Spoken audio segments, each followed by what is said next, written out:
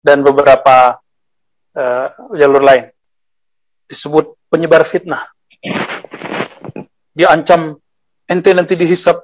Ya, semua kita dihisap. Siapa yang nggak takut dihisap? Ya. Apalagi kalam-kalam yang qabih. Ya. Dokter apa nanti cari makan. Nah, antum di sini aneh minta tarif nggak? Antum aneh minta tarif nggak di sini? Siapa yang merasa dimintain tarif? Potong jarian. Gak ada kan minta tarif? Kalau antum mau beli pulsa silakan gitu aja kan. Pulsa ini pulsa. Bukan pulsa aneh. Pulsa ribat tempat antum ngaji. Ya antum kan pakai air dari sono. Ya tahu diri aja gitu. Gak usah kita ingetin lah. Masa pakai apa kecer-kecer itu gak usah malu-maluin. Ya. Yang elegan dikit. Ada yang memfitnah apa? Kamu membuat dusta palsu terhadap Syekh Shalih Fauzan Salafi. Kita semuanya pakai kitab kan? Nah, antum lihat polanya. Lihat pola mereka. Ketika kita mengkritisi mereka dengan kitab, mereka anggap itu sebagai fitnah. Sebenarnya kalau dia ada, saya tanya lagi, fitnah itu apa sih? Ya, fitnah bahasa Indonesia atau bahasa Arab? Beda nggak? Innama amwalukum wa auladukum fitnah. Surat Taghabun. Itu artinya apa? Cobaan. Antum memfitnah Salafi. Oh iya, emang saya menjadi cobaan bagi Salafi kali. Ya. Tapi kalau fitnah dalam bahasa Indonesia, saya buat kabar palsu, kita bisa uji kekuatan kitab. Silakan datang ke Ribat, ya, kita debat. Tapi saya tidak akan datang kepada Anda karena saya nggak cari lawan. Saya hanya mempertahankan akidah yang saya yakini. Betul nggak? Kita mempertahankan. Jadi ketika mereka dikritik itu adalah memfitnah. Tapi kalau mereka mengkafirkan kita atau membid'ahkan kita, kalau mengkafirkan itu sudah sampai ke takfiri. Sekarang belum berani. Bahasanya masih halus, cuma bilang tawasul syirik, tapi belum bilang kita ini musyrik.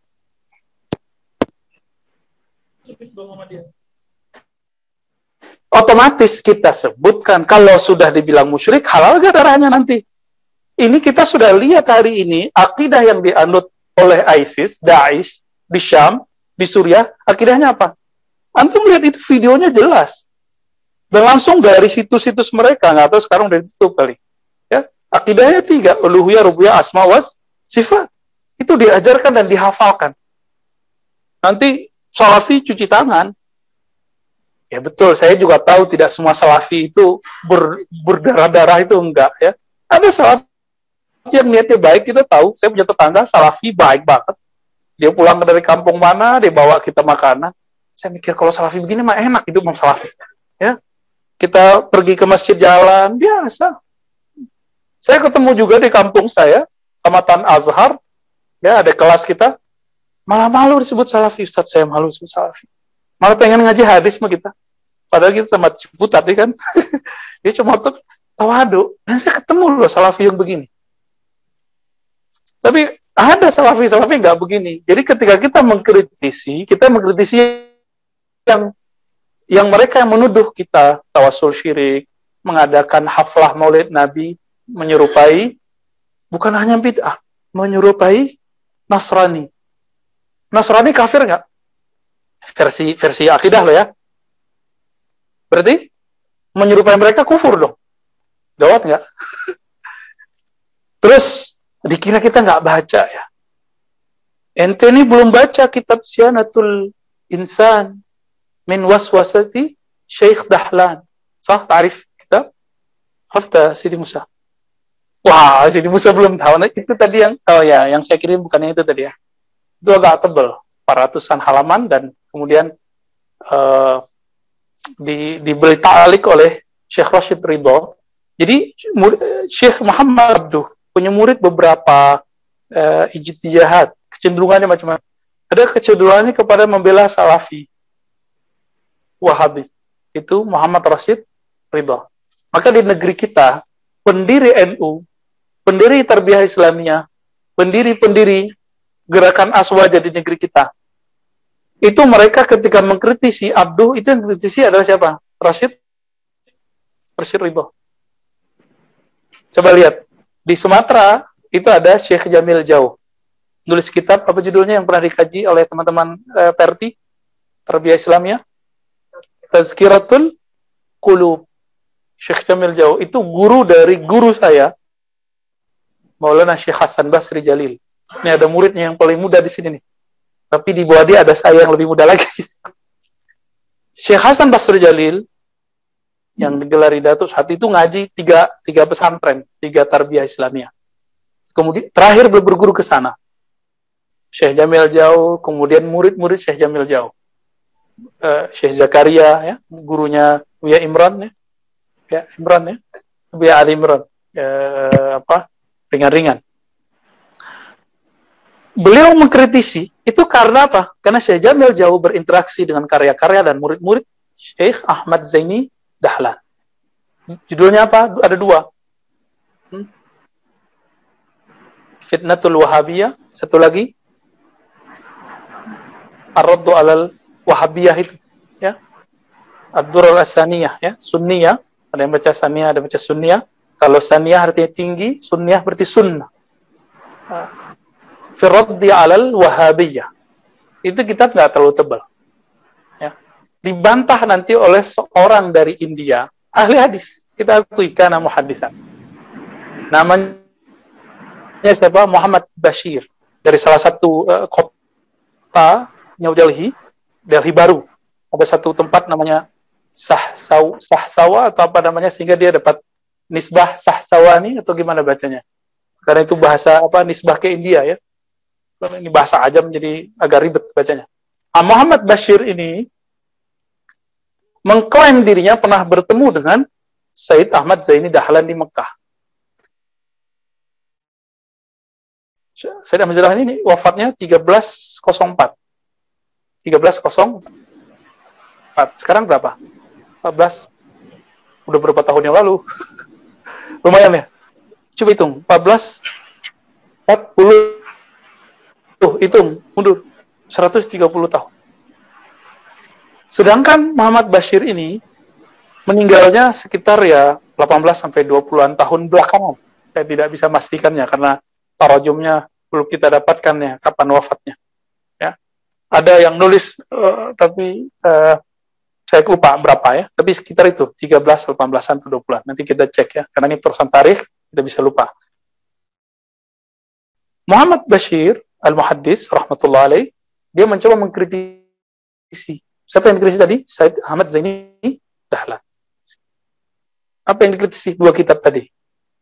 Kitabnya tebal, sampai 400-an halaman. Ketika dicetak, tapi Syekh Ahmad Zaini Dahlan sudah wafat. Siapa yang kemudian merot terhadap dia? Jadi, beliau ini orang India, tapi mazhabnya tidak ngikutin mazhab orang India. Orang India mazhab biasanya apa? Hanafi. Akidahnya apa? Maturidi. Dia nggak ngikut itu. Dialah, boleh kita sebut, orang-orang yang termasuk awail, orang-orang awal, yang disebut sekarang kelompok Athariyah. Ya, dia ihtimam dengan sanad. Beda dengan Salafi sekarang, itu sanad ya baru beberapa yang punya ya. Nggak banyak. Tapi kalau dia ini punya, sanad-sanad itu punya. Dan mempunyai kemampuan ilmu jarah wa ta'dil, mengkritisi riwayat hadis yang luar biasa. Muhammad Ibn Bashir. Saya sebut saja Al-Hindi ya, lebih enak. Al-Hindi. Muhammad Ibn Bashir Al-Hindi ini, dia klaim tadi ketemu, berarti dia ketemu berapa tahun? Kita nggak tahu kapan. Ya. Ketika dia ke Mekah, ya diskusi, mungkin berdebat, atau dia mendengar kabar tentang Said Ahmad Zaini Dahlan, kan bukunya kemudian dicetak. Ya. Lalu dia pergi ziarah ke Madinah, pergi ke Masjid Nabawi, dan tidak ziarah ke kubur Nabi. Dia pergi ke Madinah, dan tidak ziarah ke kubur Nabi. Kayaknya dia bilang-bilang ke orang, Zurtu al-Masjid Nabawi, walam azur kabran Nabi. Sepertinya dia ngomong. Apa sebabnya? Dalam beberapa terjemah beliau disebutkan, ya'taradu alaih. Karena dia tidak ziarah ke Nabi, maka banyak ulama mengkritisi dia. Kita usut-usut, siapa yang mengkritisi? Ketemulah Maulana Syekh Al-Imam Al-Muhaddis Al-Kabir, Al-Hafiz Abdul Hayy Al-Laknawi. Maka saya menyarankan antum untuk punya karya-karya beliau. Saya punya beberapa, tapi saya nggak tahu ditaruh di mana sekarang, di bagian sudut mana ya. Syekh Abdul Hayy Al-Laknawi. Abdul Hayy Al-Laknawi ini ajib juga ya. Ini yang kemudian dirapikan karyanya oleh Abdul Fattah Abu Ghuddah, mantan Salafi. Mazhabnya juga Hanafi. Mantan loh ya. Nah, nanti kita bedah beberapa kitab Abu Ghuddah ini, nanti antum melihat ajib luar biasa. Beliau karena pernah jadi Salafi, maka ketika mengkritisi Salafi itu indah sekali. Jadi nggak kenceng, sangat halus. Sehingga dia ditahzir kemudian di kalangan Salafi. Ya, dianggap tol juga sesat. Kembali ke Muhammad bin Bashir Al-Hindi. Muhammad bin Bashir Al-Hindi ini, ya, yang menulis kitab Siyanatul Insan, ya, daripada waswasati Syekh Dahlan. Ini kalau disebut waswas itu milik siapa sih? Minal jinnati wan nas. Dan itu disebut syaitan. Maka di sini dia sudah menganggap mufti Makkah Al-Mukarramah sebagai syaitan. Ini gawatnya. Saya cari sampai ketemu halaman berapa, udah ratusan, baru ketemu. Ketika dia secara tidak sadar mengkafirkan Syekh Dahlan. Tanpa dia sadari. Jadi dia sebenarnya nggak berkeinginan mengkafirkan. Tapi kaul ini tidak dikatakan kecuali oleh orang-orang yang kafir, mulhid, begitu ada kalimatnya. Nanti kita expose. Insya Allah pekan depan, kalau buku manakibnya Syed Ahmad Zaini Dahlan yang ditulis oleh Bakri Syatto sudah jadi, muridnya, nanti kita compare. Ya.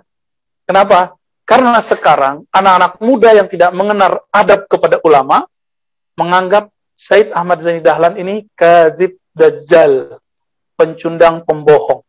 Antum lihat status-status mereka. Orang nggak ngerti, kadang baca kitabnya nggak jelas, baru bisa kemarin sore juga. Sama juga kayak kita. Cuma bedanya kita gurunya lumayan banyak lah. Jadi karena kita berguru yang doain banyak. Karena doain banyak, belajar dikit, pahamnya banyak. Alhamdulillah, benar nggak? Ini hebatnya kalau berguru. Antum kalau berguru, maklumat itu yang seharusnya antum baca mungkin setahun, 2 tahun, itu cukup dalam 1 jam, 2 jam, itu keluar dalam maklumat guru. Bersyukur, itu turun, itu yang disebut al-imdad. Ya. Turun begitu aja, orang bacanya bertahun-tahun, antum tinggal ngambil doang. Ini nikmatnya berguru. Saya tidak mau merendahkan Syekh Muhammad Ibn Bashir, karena bukan level kita mau merendahkan dia. Tapi kita boleh mengkritik nggak? Boleh. Saya juga nggak pernah merendahkan Syekh Shalih Fauzan. Pernah nggak? Nggak, kita mengkritisi dia. Kalau emang dia rajul ilmi, pasti menerima kritik. Sepakat nggak? Apakah kalau kita mengkritik disebut memfitnah? Enggak. Dia berandai-andai, ini kalau begini akan begini. Kenapa kita nggak boleh berandai-andai? Kalau ente mengkafirkan tawasul, maka akan terjadi nanti penghalalan darah sesama Muslim. Dan itu sudah terjadi. India, Pakistan, Bangladesh, itu buktinya. Setiap musim maulid ada bom. Orang lagi maulid dibom. Mau kurang bukti lagi. Ya. ISIS mau kurang bukti lagi. Juhaiman tahun 79. Mekah. Mau kurang bukti apa lagi, dan akidah mereka pakai tauhid yang 3. Berarti ada masalah dalam tauhid yang 3 ini yang harus diperbaiki definisi-definisinya. Kita juga ada istilah uluhiyah rububiyah loh ya, tapi beda dengan definisi mereka. Uluhiyah bagi kita, Allah memandang keesaannya pada zatnya. Rububiyah bagi kita, Allah memandang keesaannya pada kemajmukan makhluknya. Al-wahdah fi zatihi wal wahdah fi makhluqatihi. Ya, ada yang disebut dengan al-wahdah fil kasrah, al-kasrah fil wahdah, itu istilah aja ya. Istilah-istilah aja. Maka teman-teman yang melakukan Allah, sampai kapanpun nanti antum seilmiah apapun akan disebut kalau mengkritik mereka dengan fitnah. Jadi nggak usah dibalesin satu cuekin aja. Kalau terganggu blokir aja atau dibatasi gitu. Senyum-senyum aja. Dan karakternya mirip seperti yang kita kemarin baca pagi Jumat pekan lalu ya, Sidi Musa denger ya. Ini Tuang Mudo Panji ini juga denger nih, Ibnu Solihin. Ya, hostnya kemarin.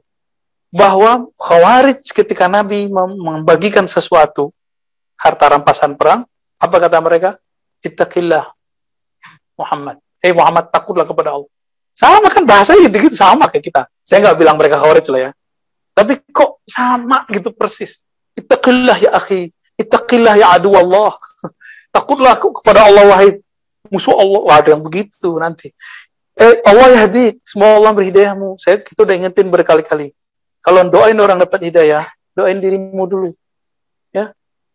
Hadani Allah wa iyyak. Oh, itu saya aminkan benar-benar. Ya. Kalau bilang Allah yahdi, kita aminkan juga. Cuma kita kasihan sama dia.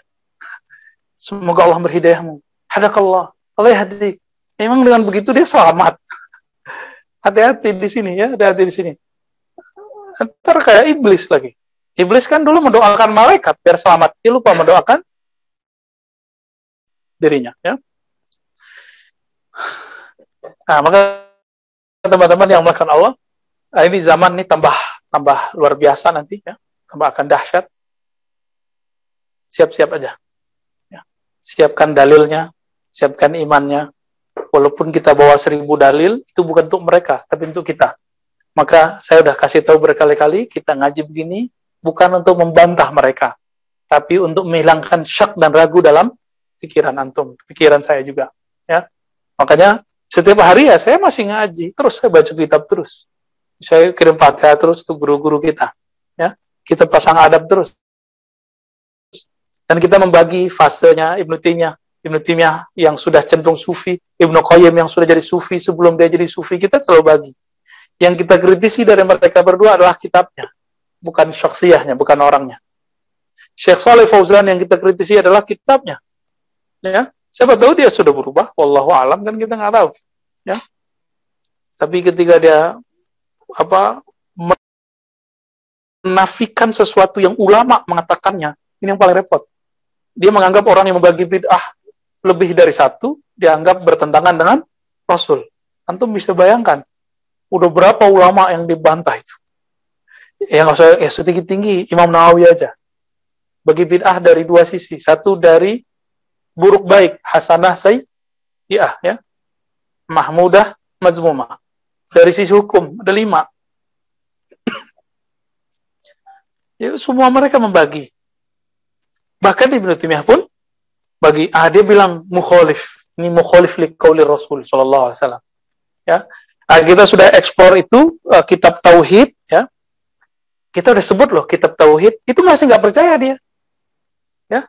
Masih nggak percaya. Dianggap kita takut pesantren kita nanti nggak laku. Loh, saya nggak punya pesantren. Ya. Itu pesantren guru kita, Syekhuna Ali Mustafa, bukan pesantren saya. Ya. Itu pun saya cuma diangkat, sekarang ada statusnya namanya masyayikh, ya.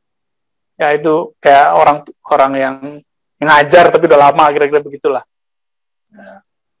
Masyayikh dari sunnah gitu. Ada beberapa ya. Itu bukan punya kita. Dan pesantren itu bukan pesantren bisnis, antum harus tahu. Pesantren Syekhuna Ali Mustafa Yaqub bukan pesantren bisnis. Pesantren beliau kaderisasi ulama. Makanya dari dulu waktu beliau masih hidup, 3 tahun pertama beliau sering ngeluarin duit sendiri. Karena nggak ada yang kuat. Jadi gaji-gaji beliau itu dipakai untuk itu. Sama. Dan alhamdulillah saya punya ma'isyah. Jadi saya nggak nyari duit lewat ceramah. Ya. Antum tahu kan saya sebagai apa? Saya dosen. Ya. Kecuali saya diberhenti jadi dosen, ya. Saya jadi dosen lagi di tempat yang lain. Ya, kita profesional, ya. Rajul ilmi, alhamdulillah. Kita sebagai orang yang bergerak di bidang keilmuan. Jadi ketika ada tuhmah-tuhmah begitu, ya kita cukup balas begini aja. Nah, saya tolong antum nanti tidak membalasnya dengan cara yang kasar. Ya, idfa billati hiya ahsan. Kita balas dengan baik. Kita nggak usah bilang ente bawa fitnah, enggak. Tapi ente emang bilang kita kafir, gimana dong? Ya, syirik dianggap tawasul syirik, ya syirik kafir. Kita dianggap kuburiyun. Kuburiyun artinya apa? Penyembah kubur. Itu istilah yang paling buruk yang saya tahu, yang dialamatkan oleh Wahabi Salafi terhadap Asy'ariyah dan Sufiyah. Ini yang saya nggak ridho. Wallah, ya, kita nggak ridho sama sekali. Maka naruddu alaihim, kita tolak. Ya. Nah, kembali ke kitab yang tadi, Syanatul Insan karya Muhammad bin Bashir Al-Hindi ini. Nah, ini kalau ya agak jauh ya, antum imajinasikan dari sini aja. Jadi dulu masalah tawassul, ziarah kubur, istighosah, itu perbedaannya dua kutub ulama. Satu kutub Ahlus Sunnah Asy'ariyah, Imam Subki, Taqiyuddin As-Subki. Satu kutub Salafiyah, disebut kutub juga ya. Kutub di sini poros ulama. Itu Ibnu Taimiyah. Ya, semoga Allah merahmati mereka berdua. Amin. Ini ulama beda nih ya. Coba lihat. Tapi Ibnu Taimiyah membolehkan tawassul dengan syarat bi imanina wa hubbina ila nabi, dengan iman dan cinta kita kepada, tapi nggak boleh dengan kehormatan nabi. Bagi dia nabi tidak berdaya. Canggih juga kan akidahnya Ibnu Taimiyah. Berarti dia layak arifun nabi hakikat. Kalau kita mengenal siapa nabi, maka itulah yang dikatakan Izzuddin bin Salam sebelum Ibnu Taimiyah, bahwa tawassul hanya layak kepada nabi. Kepada selain nabi nggak boleh. Siapa yang ngomong? Izzuddin bin Salam, murid Abu Hasan Asy'adzili. Karena dia mengenal man huwa Muhammadun sallallahu alaihi wasallam. Ya, sebenarnya secara hakikat yang boleh cuma Nabi Muhammad. Kalau ada orang tawassul dengan Syekh Abdul Qadir, itu karena beliau pewaris Nabi Muhammad atau pewaris iblis? Pewaris Nabi Muhammad sallallahu alaihi wasallam. Jadi hakikatnya kalau orang tawassul dengan Syekh Abdul Qadir, itu tawassul dengan Nabi sallallahu alaihi wasallam. Tawassul dengan Muhammad Bahauddin Syah Naqsyabandi rahmatullah alaihi wa qadasallahu sirrah. Sama, itu karena beliau pewaris al-waris al-Muhammadi. Tapi Ibnu Taimiyah menganggap nggak ada sesuatu pun di sisi Allah. Oke, kita anggaplah Ibnu Taimiyah lagi fana kepada Allah. Husnuzon ya. Lagi tenggelam hanya memandang Allah semata. Oke, kita uji. Oh, ternyata dia membedakan tawassul masih hidup sama yang mati. Loh, kalau dibedakan berarti nggak fana-fana juga dong. Kalau tawassul sama orang hidup boleh, hadir boleh, kalau meninggal nggak boleh. Berarti terjebak apa? Materialisme. Orang kalau mati, dia anggap mati udah nggak bisa ngapa-ngapain. Nah, ini kesalahan besarnya.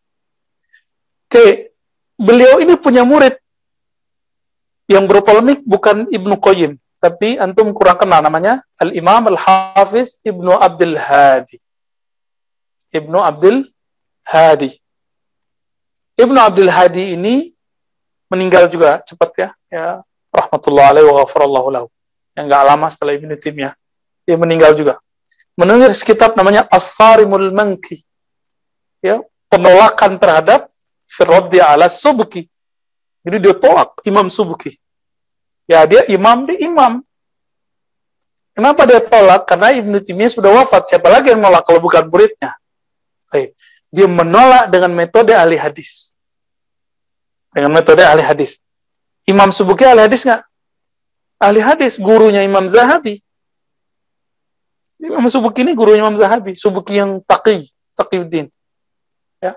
Tapi mereka ini sama-sama ngaji juga. Apakah Imam Subki kemudian balas? Secara tulisan kita nggak dapat. Tapi secara kabar dari anaknya dan muridnya, Tajuddin Subki, dia membalas. Dia membalas lah. Meninggal Ibnu Abdul Hadi. Ibnu Abdul Hadi, antum nanti lihat disertasi saya, itu sudah dibagi PDF ya, coba dibagi ulang lagi di Musa nanti ya, biar manfaatnya lebih. Kita sudah wakafkan itu. Dan alhamdulillah penerbit Darus Sunnah juga mau. Nah itu teman-teman, saya juga nggak ngambil apa-apa di situ. Itu dari awal untuk Darus Sunnah semua itu. Ya. Kecuali ada bagian-bagian saya yang saya bagi-bagiin. Walau alam apakah saya ngambil, tapi saya rasa saya nggak ngambil. Oke. Di situ kita sebutkan kritik Al-Imam Ibnu Abdul Hadi terhadap Imam Subki. Tuduhannya Masya Allah. Kalam-kalamnya betul-betul keras. Ya. Saya kalau sebutkan di sini ya nggak pantas lah. Dia menuduh Imam Subki ini jahil, syubhat, otaknya nggak beres, nggak jujur, hadisnya jelas doif kok dipakai, gitu, dianggap kemudian nggak mengerti ilmu hadis. Jadi gaya-gaya begitu sampai sekarang kejadian ya. Jadi ya cucu membahnya sama. Sampai ke sono begitu kalamnya. Didorong ya. Oke. Sama nggak kalamnya? Sama. Fitnah, syubhat. Ya, sekarang kan Sidi Musa ntar lagi dipanggil Ustadz Subhat. Kalau kita udah lama dipanggil Subhat, udah biasa ya. Ya, alhamdulillah dibilang Subhat oleh mereka. Kalau yang bilang Subhat guru kita, kita nggak terima ya. Kita minta diperbaiki sama guru kita nanti. Karena kalau kita Subhat, berarti gurunya Subhat juga dong. Baik. Kita lihat di situ, ternyata yang bermain adalah kritik sanad. Dan kita perlu tahu, kritik sanad itu ijtihad atau ilham dari Allah. Wahyu suci atau ijtihad manusia. Ijtihad artinya apa? Ya, usaha maksimal seorang manusia untuk memahami sesuatu yang bisa salah, bisa benar. Emang siapa jaminannya Ibnu Abdul Hadi ini benar? Kan nggak ada. Sebagaimana tidak ada jaminannya Imam Subki itu benar. Sebagaimana tidak ada jaminannya Ibnu Taimiyah itu benar. Juga tidak ada jaminannya mereka salah. Sama-sama nggak pasti salah, nggak pasti benar. Tergantung antum nanti mengikuti definisi yang mana. Nanti kan dibalas sama Imam Tajuddin Subki ya, dalam karya-karyanya. Dalam Tabaqatnya itu kelihatan dia mengkritisi Zahabi, mengkritisi Ibnu Abdul Hadi. Kelihatan, silakan dibaca. Itu Tabaqat Syafi'i Al-Kubra. Alhamdulillah, seingat saya selesai bacanya. Alhamdulillah. Mungkin ada beberapa yang saya lupa atau kelewat, wallahu alam. Tapi seingat saya selesai. Begitu juga Al-Bidayah ya, Ibnu Katsir. Kita compare. Mulai dari penciptaan awal pertama alam sampai ke zamannya dia. Alhamdulillah, itu betul-betul novel terindah yang kita baca. Ngalahin ayat-ayat cinta. Dan ayat-ayat benci.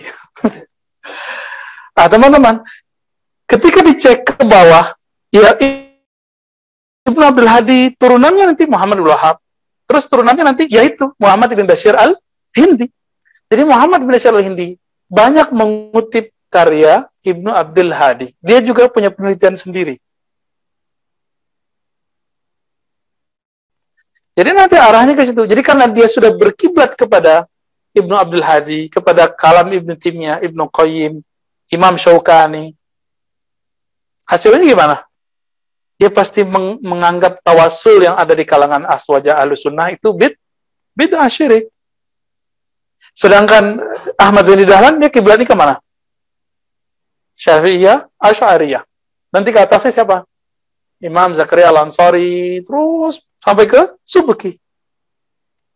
Jadi ini dua beda nih. Sampai kiamat, ini nggak akan berhenti. Ini kita sudah kasih tahu ya. Hatta yaumil qiyamah. Sampai Imam Mahdi kemudian keluar baru beres masalah. Jadi antum siap-siap aja. Nggak ada ceritanya tauhidul kalam. Tauhidul sufuf itu nggak mungkin kecuali oleh Imam Al-Mahdi. Kita nggak. Kita bukan Imam Mahdi soalnya. Teman kita aja namanya Imam Mahdi ya. Nggak ada.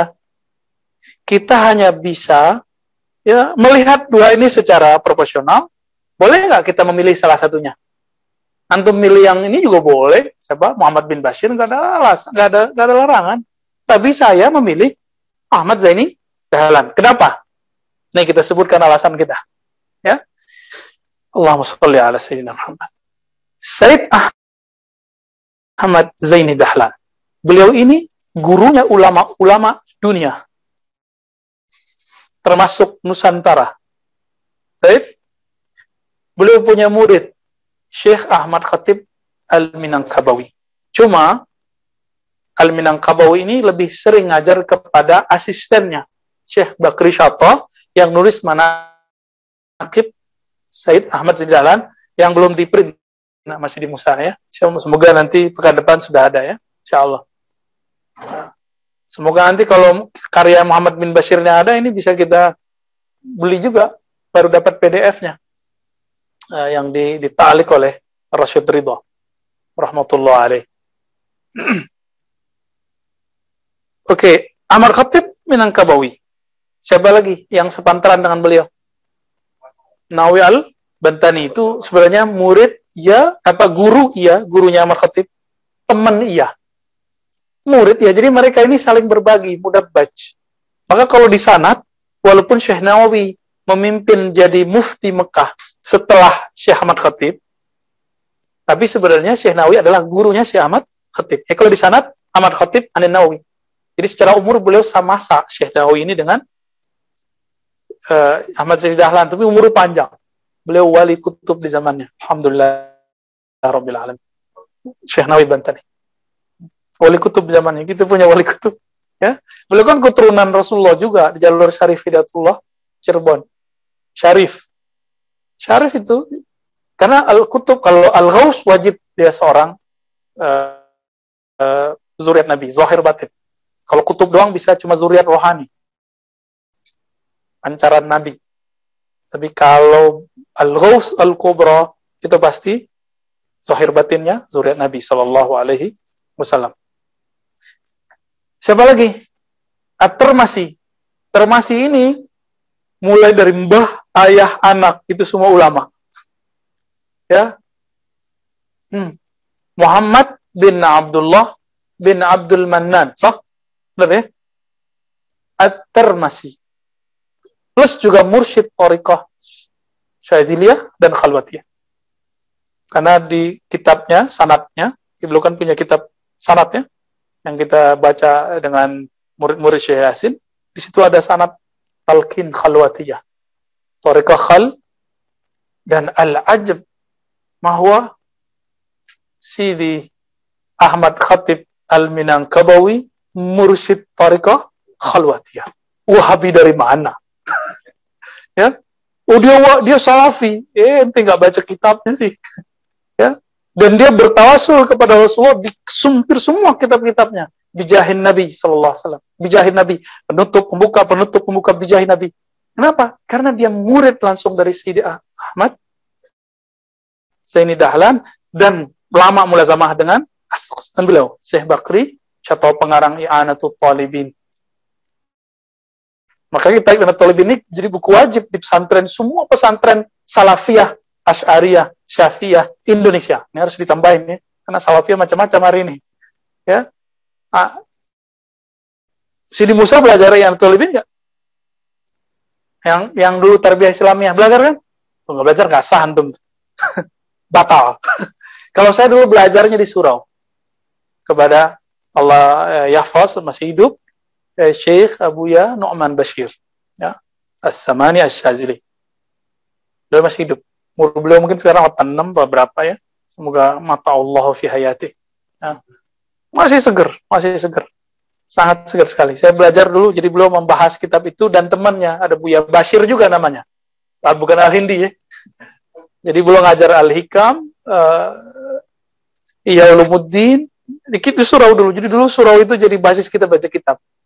Walaupun saya nggak nyantri seperti antum nyantri di Jawa. Baru saya ke Jawa, baru saya nyantri. Nyantrinya pas kuliah. Ya, santren mahasiswa. Alhamdulillah ya. Disitulah saya paham perkataan Gus Mus, Mustafa Bisri, yang punya tafsir apa? Al-Ibris ya. Itu beliau apa ayahnya? Ayah beliau ya. Apa kata anaknya beliau ini? Kami datang dengan Gus Dur ke Kairo. Setelah kami lihat ternyata kitab-kitab yang dikaji di sono sudah kami khatamkan semua di pesantren. Kenapa? Ini nggak berlebihan. Karena dulu yang membawa kitab-kitab itu ke pesantren itu murid-murid dari Syekh Ahmad Khatib Minangkabawi, murid-murid dari At-Tirmidzi, murid-murid dari Bakri Syatah, murid-murid dari mereka yang Umar Bajunaid. Umar Bajunaid ini guru dari pendiri Tarbiyah Islamiyah, Syekh Sulaiman Rasuli, termasuk Parabe, ya, Qadhi Abbas, Parabe, ya, Ibrahim Musa, ya, Ibrahim Musa lagi nih, termasuk yang di Medan itu apa Al-Wasiliyah, ya, Tuan Guru Mustafa, termasuk yang ada di Aceh. Itu jalurnya ke sana semua. Ketemu murid-murid beliau, ya. Tuan Syekh Muda Wali. Gelar Syekh Muda kan dari Minang diambilnya. Karena beliau ngambil thariqah kepada orang Minangkabau. Tapi kemanapun pergi disuruh ngajar. Itu Syekh Muda Wali itu. Kemanapun pergi itu debat orang kalah dia suruh jadi ustaz di situ, jadi kiai di situ. Ajib itu orangnya. Kayaknya zaman sekarang susah nyari orang begitu. Jadi teman-teman jangan sembarangan sama khirij dalam negeri, Ya, lulusan-lulusan dalam negeri kadang-kadang lebih garing, lebih tajam kadang daripada lulusan luar negeri. Tapi kita juga tidak menutup mata terhadap yang luar negeri. Ya sama-sama lah. Ternyata al-ibrah laisa bil makan. Orang itu dinilai bukan dia tamatan mana, tapi gurunya siapa, sanadnya kemana. Itu baru sahih tuh. Ya, maka ketika orang itu pinter, yang ditanya, ini murid siapa sih? Gitu orang dulu. Muridnya geblek juga yang ditanya siapa? Ini gurunya siapa sih? Segitu. Ya, nauzubillah min dzalik.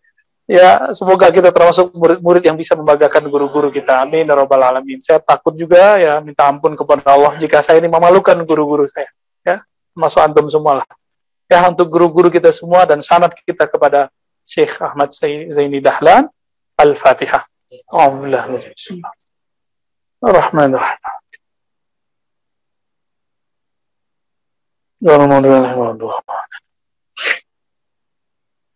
Syekh Ahmad Zaini Dahlan ini punya guru namanya Sayyid Ahmad Al-Marzuki Al-Muqri Al-Kabir, penyusun Aqidatul Awam. Gimana tuh? Canggih nggak orang kita? Dan kitab itu sekarang diajarkan, udah jadi bahasa Indonesia, udah diterjemah, udah jadi bahasa Jawa, bahasa Sunda, bahasa Betawi, bahasa Melayu. Semua bahasa di negeri kita sekarang sudah menghafalkan sifat 20. Dulu, langsung kalau Sumatera Barat kampung saya, itu langsung Syekh Abdurrahman Al-Batu Hampari. Batu Hampar. Beliau pendiri Al-Manar. Santren. Bukri. Mursyid Thariqat Sufiyah. Ya, banyak thariqat yang dipegang, tapi yang terkenal sekarang cuma Naqsyabandiyah. Beliau ini umur panjang lebih dari 120 tahun. Terakhir saya dengar 120 tahun. Dulu saya dengar 150 tahun. Antara itulah, 20 sama 30. 20 sama 50. Beliau ini langsung ngaji kepada Sayyid Ahmad Al-Marzuki. Gurunya siapa? Ahmad Zaini Dahlan. Jadi mereka semasa. Ajib nggak? Jadi guru-guru kita di negeri ini ada yang semasa dengan beliau.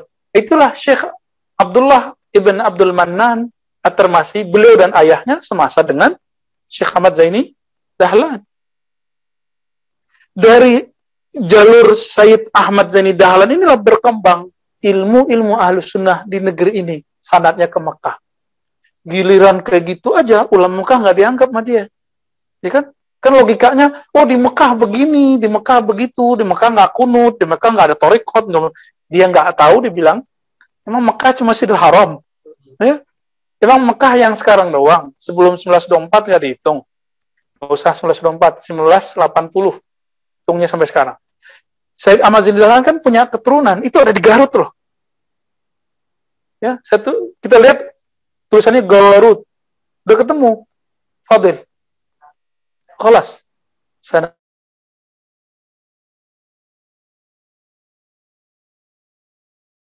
Tis'in. Labudan nazurho. Masih ada. Keturunannya ada di Garut. Keturunannya ada di Garut. Sayyid Ahmad Zaini Dahlan. Karena anaknya namanya Abdullah. Abdullah bin Ahmad Zaini Dahlan. Itu merantau kemana-mana. Terakhir itu di tanah Sunda. Ya, beruntung tuh orang-orang Sunda dapat keberkahan. Ada zuriat Rasulullah dan ulama besar, anak ulama besar mengembangkan ilmu di sana. Makanya saya dari dulu penasaran tuh sama sanad-sanad ulama Garut itu. Ajib emang. Syekh Abdul Muhyi Pamijahan, sort juga. Ya, dekat dari situ Tasik Malaya ada Abah Anom, ada apa? Zainal Mustafa apa siapa? Ya, itu ajib lah ya. Kita ketemu orang-orang yang luar biasa. Jadi teman-teman, sanad yang ada di Nusantara ini sama-sama berkelasnya dengan sanad yang ada di Mekah. Coba lihat ya. Sayyid Ahmad Zaini Dahlan. Oke. Itu punya guru plus juga temannya. Dan dia juga berguru ke Sayyid Ahmad Zaini Dahlan. Ini mudabbaj. Namanya Osman Dimyati. Dimyati di mana Dimyati? Mesir. Di Mesir. Beliau bermimpi, kan mimpi itu bagian dari kekuatan orang beriman. Nggak hujah dalam hukum, tapi itu menjadi kekuatan penghibur kolbu. Menjadi isyarat-isyarat bening. Siapa namanya tadi? Utsman bin Hasan Dimyati. Ajibnya apa? Ahmad Khatib Minangkabawi juga berguru kepada beliau. Masih sempat ketemu. Maka sanad ulama Nusantara kalau dipotong cepat, itu nggak pakai lewat Bakri Syato, nggak pakai Ahmad Zain Dahlan, langsung ke Utsman Dimyati. Beliau bermimpi sesuatu tentang manaqib Ahmad Zain Dahlan, maka dia pindah dari Mesir ke Mekah supaya ketemu dengan Said Ahmad Zain Dahlan. Meskipun ketika di Mekah Said Ahmad Zain Dahlan tidak berbesar kepala, dia malah mengambil sanad Utsman bin Hasan Dimyati. Ya, ngambil apa? Torikot Al-Khalwatiyah dan Aidrusiyah, Alawiyah, termasuk Naqsyabandiyah, Samaniyah, Qadiriyah, lengkap punya. Cuma yang masyhur adalah Torikot Khalwatiyah. Makanya negeri kita biasa sama orang Torikot. Ya. Syekh Ahmad Khatib Minangkabawi ketika mengkritisi orang-orang Naqsyabandiyah, itu yang dikritisi bukan tarekatnya, tapi salah satu furuknya, yaitu Robitoh. Robitoh itu membayangkan guru. Karena ini alirannya ikut Izzuddin bin Abi Salam. Ya. Yang dirobitohkan cukup Nabi lah, gitu. Yang ditawasulkan cukup Nabi. Sedangkan alirannya Khalidi, Al-Khalidiyah, Thariqat Naqsyabandiyah Khalidiyah, itu membolehkan, yang penting walinya kutub. Mursyidnya wali kutub. Kenapa Thariqat? Mohon maaf, robitohnya kadang nggak nyambung, karena si mursyidnya nggak wali, gitu aja. Yang efek apa itu. Nah, ini yang dikatakan oleh Abu Yazid Bustami. Nah, ini lucunya. Muhammad bin Bashir, karena dia Athari beda dengan Salafi mutlak. Ya. Athari ini masih ngambil kalam dari Sufi, yang berhubungan sama dia. Abu Yazid Al-Bustami menolak tawassul dengan selain Rasulullah. Kenapa? Karena tawassul dengan hamba yang belum sempurna, itu sama dengan menjebak diri bil masjun. Sama kayak kita, ya terpenjara lagi. Si hambanya belum bebas dari hawanya kok. Gitu. Itu dipakai Ibn Bashir untuk nolak Said Ahmad Zain Dahlan. Jadi dia pakai kalam Sufi untuk menolak kalam Said Ahmad Zain Dahlan.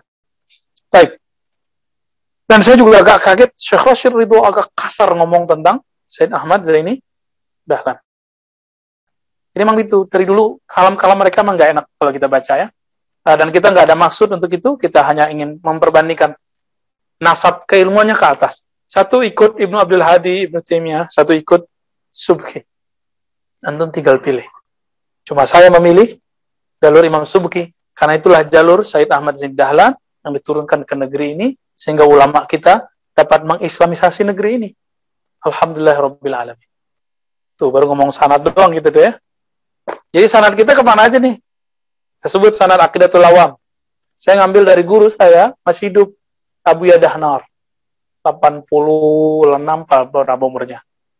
Beliau sudah dorir al-an, sudah nggak bisa lihat kayaknya. Gurunya juga dulu begitu. Beliau ngambil dari Syekh Muhammad Arsyad Al-Minkabawi, bukan Banjari, bin Abdurrahman Al-Batu Hampari. Syekh Muhammad Arsyad ngambil dari ayahnya. Sebenarnya ada jalur Mekahnya, tapi kita ambil jalur yang kita aja dulu. Beliau ngambil dari Ahmad Al-Marzuki. Ya, termasuk Said Ahmad Zaini Dahlan. Jalur di situ. Oke. Itu akidah sifat 20. Sekarang apa lagi nih? Thariqat. Oke, thariqat kita. Thariqat kita jalurnya banyak. Mu'taziliyah, Naqsyabandiyah, apa yang mana nih? Naqsyabandiyah ya? Oke. Naqsyabandiyah saya ngambil dari beberapa guru. Pertama kita ngambil dari Muhammad Nuruddin. Beliau wafat, kemudian saya ambil dari muridnya. Abuya Kasril ya. Al-Khalidi. Beliau ngambil dari Syekh Muhammad Ayas Sultani, jadi gurunya. Muhammad Nuruddin ngambil dari Ayas Sultani. Ayas Sultani ngambil dari Syekh Muhammad Zahid. Muhammad Zahid dari Muhammad Ilyasin. Ilyasin ngambil dari Muhammad Jamil. Muhammad Jamil ini teman Sulaiman Zuhdi di Mekah, tapi dia tinggal di Sumatera Barat. Sulaiman Zuhdi. Beliau ngambil dari mertuanya, Muhammad Tahir Al-Makki Al-Minangkabawi. Beliau pulang. Ya, pulang kemudian berkubur di tempat yang sama. Masjidnya sekarang bukan jadi masjid Surah Suluk lagi, udah jadi masjid biasa. Ya, saya nggak tahu tarbiyah apa Muhammadiyah ya. Yang penting nggak dibongkar aja ya. Aman, udah biarin. Baik. Muhammad Tahir ngambil dari Sulaiman Karimi. bareng dengan Sulaiman Zuhri, jadi temenan juga. Sulaiman Qorimi, sebelum ke Sulaiman Qorimi ngambil kepada Syekh Ismail Al-Minkabawi Al-Makki, yang meninggalnya diperdebatkan apakah di Batu Sangkar atau meninggalnya di Riau. Lebih lama di Mekah, dan beliau mengkritisi, termasuk beda. Jadi selama ulama tarekat itu saling mengkritik juga. Dia mengkritisi Abdul Azim Al-Maduri, mengkritisi Syekh Al-Bimawi, mengkritisi jalur tarekat Qadiriyah wan Naqsyabandiyah. Karena dia dianggap talfik yang ono. Tapi ya itu ijtihad mereka. Ya. Nyampe di kita, karena kita mengerti sejarahnya, kita tidak perlu marot lagi, mengkritisi lagi. Itu hanya perbedaan furu dalam thariqah. Oke. Apalagi? Sulaiman Qorimi, Syekh Ismail dan Sulaiman Qorimi ngambil dari Said Abdullah Afandi Al-Makki, kemudian beliau dari Qutbul Khalidiyah, Maulana Al-Imam Al-Khalidi Al-Baghdadi Ad-Dimashqi. Nih, coba lihat Imam Khalid. Oke, Imam Khalid ini punya murid nanti di Turki. Namanya Al-Imam Al-Arwadi. Al-Imam Ahmad ibn Sumay Al-Arwadi, pengarang kitab Jami' Usulil Awliya. Tahu ya? Tahu aja deh. Di situ ada 3 tarekat pilarnya. Tapi dia nyebutkan 40 tarekat yang kemudian menjadi ada ART-nya Jatman sekarang ini. Di situ ada Ghazaliyah, Akbariyah, Khalwatiyah. Siapa yang dapat sanad dengan jalur ini, maka dia sudah dapat sanad 40 tarekat. Dan alhamdulillah kita dapat. Fadil juga dapat banyak. Ya. Tinggal ngamalin aja tuh, Dil. Tinggal talqinnya ente belum. Ya. Biar nyambung dengan Rasulullah, nggak hanya musalsal zahir, tapi musalsal batin. Ya. Kalau musalsal batin kita sebut muttasil, nyambung rohaninya. Kemudian Al-Arwadi ini punya murid namanya Ahmad Diyauddin Al-Khumushkhanawi. Oke, afwan, saya lupa. Arwadi ini guru yang menulis Jami'ul Usul Auliya. Ya. Al-Khumushkha tulisannya ke kaf, tapi bacanya Al-Khumushkhanawi, bahasa Turki, Persia Turki, campur Persia Turki. Al-Khumushkhanawi punya murid, ayahnya Syekh Zahid Al-Kautsari, yaitu Syekh Hasan, dan temannya Syekh Qastumuni. Mereka ini punya murid Syekh Zahid Al-Kautsari. Syekh Zahid Al-Kautsari punya murid Syekh Yasin Al-Fadani. Termasuk Abu Ghuda, benar. Abu Ghuda, termasuk siapa namanya? Al-Harari. Ya, semasa, tapi nggak disebutkan beliau di sana. Tapi beliau memuji salah satunya.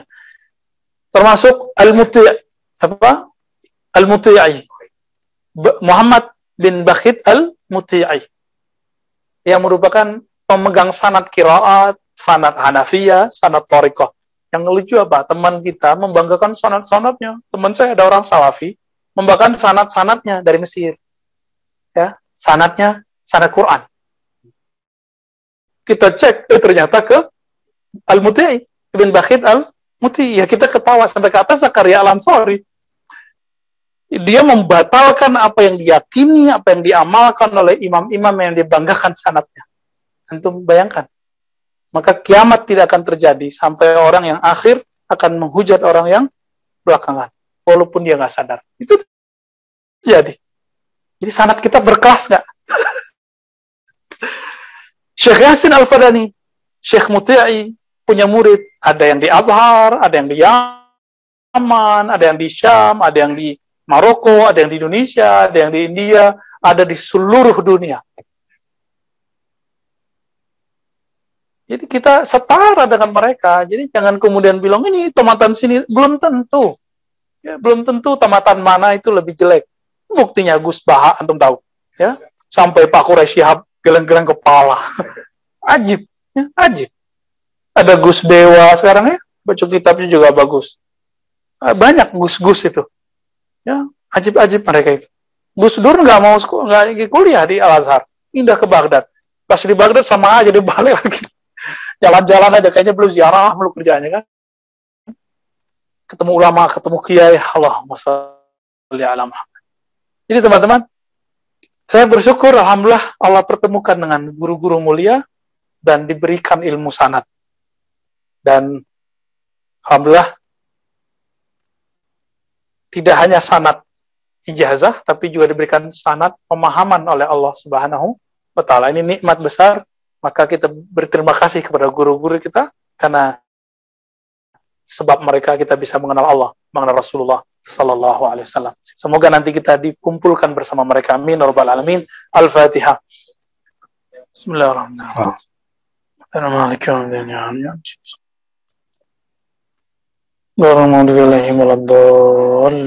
Amin. Aina tawaqafna Sidi Musa? Kam baqiyah? Min al-waqt? Nawaqaf. Nawaqaf. Pakai Sa' tawil. Terakhir? Mazal di Karomat Aulia. Halaman. Halaman. Ya'atan wa Mani. Baik.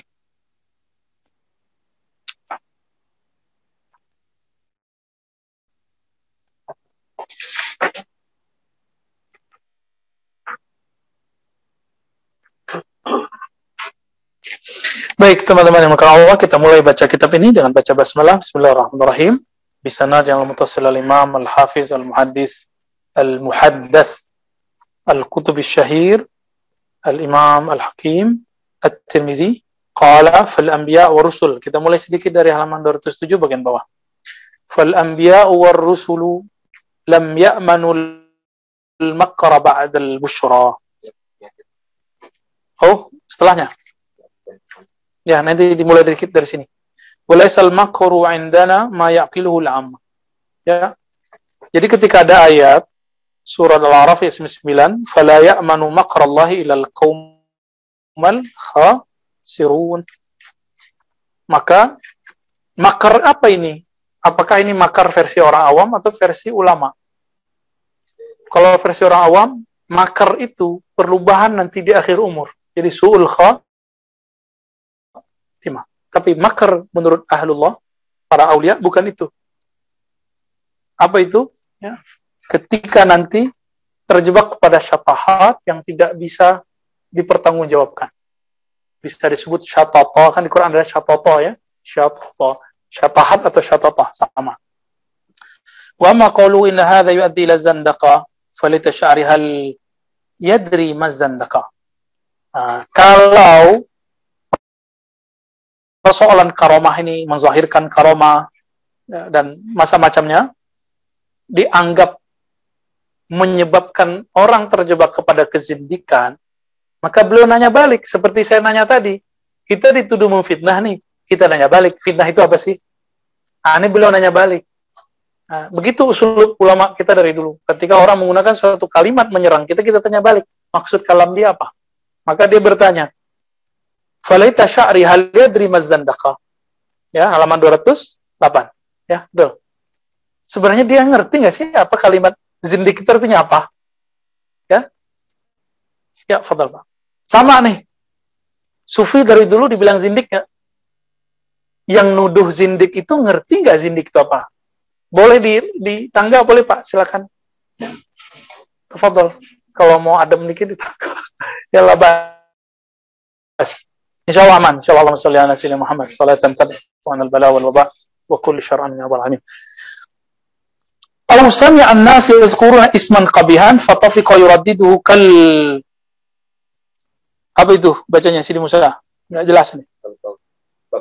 Babgha fa kullu man taharraka yuridu at-tashni' ala ghairihi yaqulu hadha zandaqa falau qala al-akhar bal ladhi fi yadika zandaqa la'annaka taz'amu annaka ta'budu Allah وأنت تعبد نفسك وهواك ونفسك صنم بين يديك وأنت معني بها فماذا تقول له.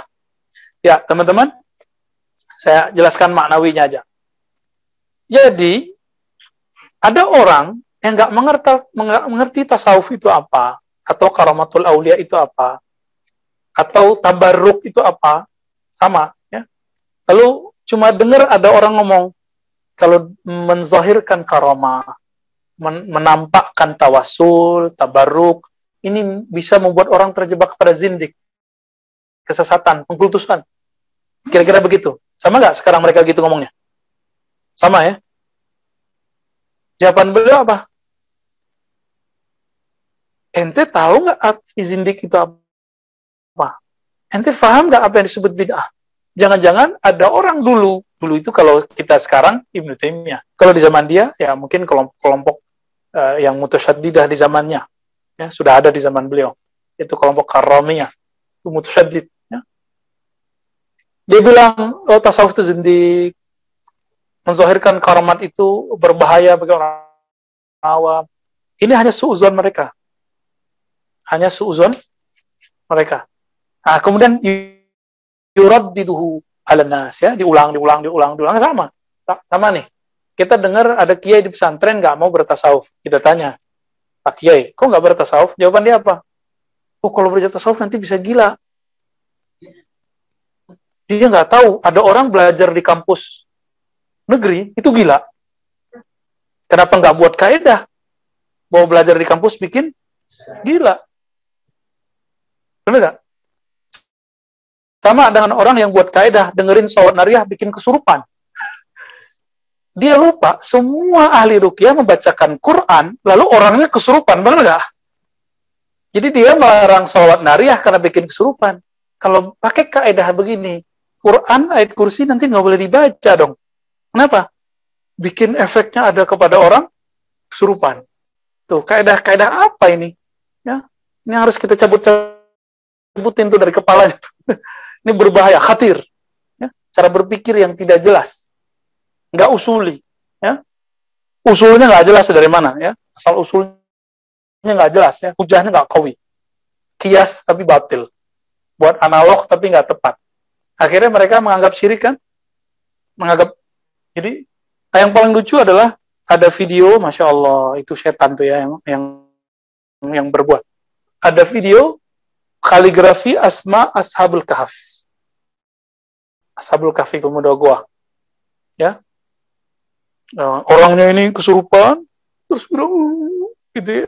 Diambil itu, dipukul. Ketika dipukul, si yang memukul nama wali-wali Allah ini, yang menghina nama-nama Ashabul Kahfi ini kemudian ditipu oleh orang yang kesurupan ini, karena dia kemasukan syaitan. Gimana ketipunya? Dia pura-pura kayak disakiti. Jadi ketika itu dipukul, dia yang teriak-teriak, oh, aduh, ya Allah. Ini akibat berbicara alam jin tapi nggak pernah masuk ke alam jin. Kan kita pernah masuk ke alam jin. Maka jangan main-main sama ini. Teman saya ada yang pernah nikah sama jin. Dan Allah izinkan dia masuk ke alam jin. Ya. Ada. Sebagaimana itu orang-orang tertentu ya. Nah, jin itu kan, alam jin kan sebagian dari alam aja. Kalau pakai mata ini nggak bisa. Makanya kita nggak bisa melihat mereka. Dari sisi mereka melihat kita. Coba tinggal dibalik. Kita masuk ke alam mereka ya bisa dengan izin Allah ya. Tapi itu haknya wali kutub, wali ghaus. Bukan haknya saya ya. Jadi jangan minta ke aneh ntar. Ya, ntar antum kuat di sono. Orang hilang di hutan aja kemudian kapok. Gak usah jauh-jauh di kampung saya. Itu kakak sepupu kita. Jalan, pulang. Waktu itu sore kan banyak jin. Umus Sibian namanya. Tiba-tiba dia hilang, set, nyampe di mana? Depan kuburan. Itu biasa tuh, jin-jin rese ingin bikin orang merasakan dalam hatinya ada kemusyrikan supaya takut sama kubur. Loh, kubur, kok antum takut sama kubur? Itu gimana ceritanya? Takut tuh orang mati. Bisa dipapain, digerayangin ntar. Kalau mau orang mati gimana? Ya nggak usah takut. Tinggal baca assalamualaikum tuh.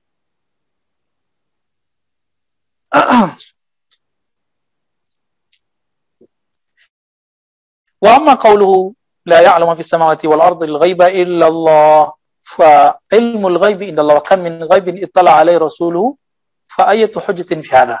Ini hati-hati nih.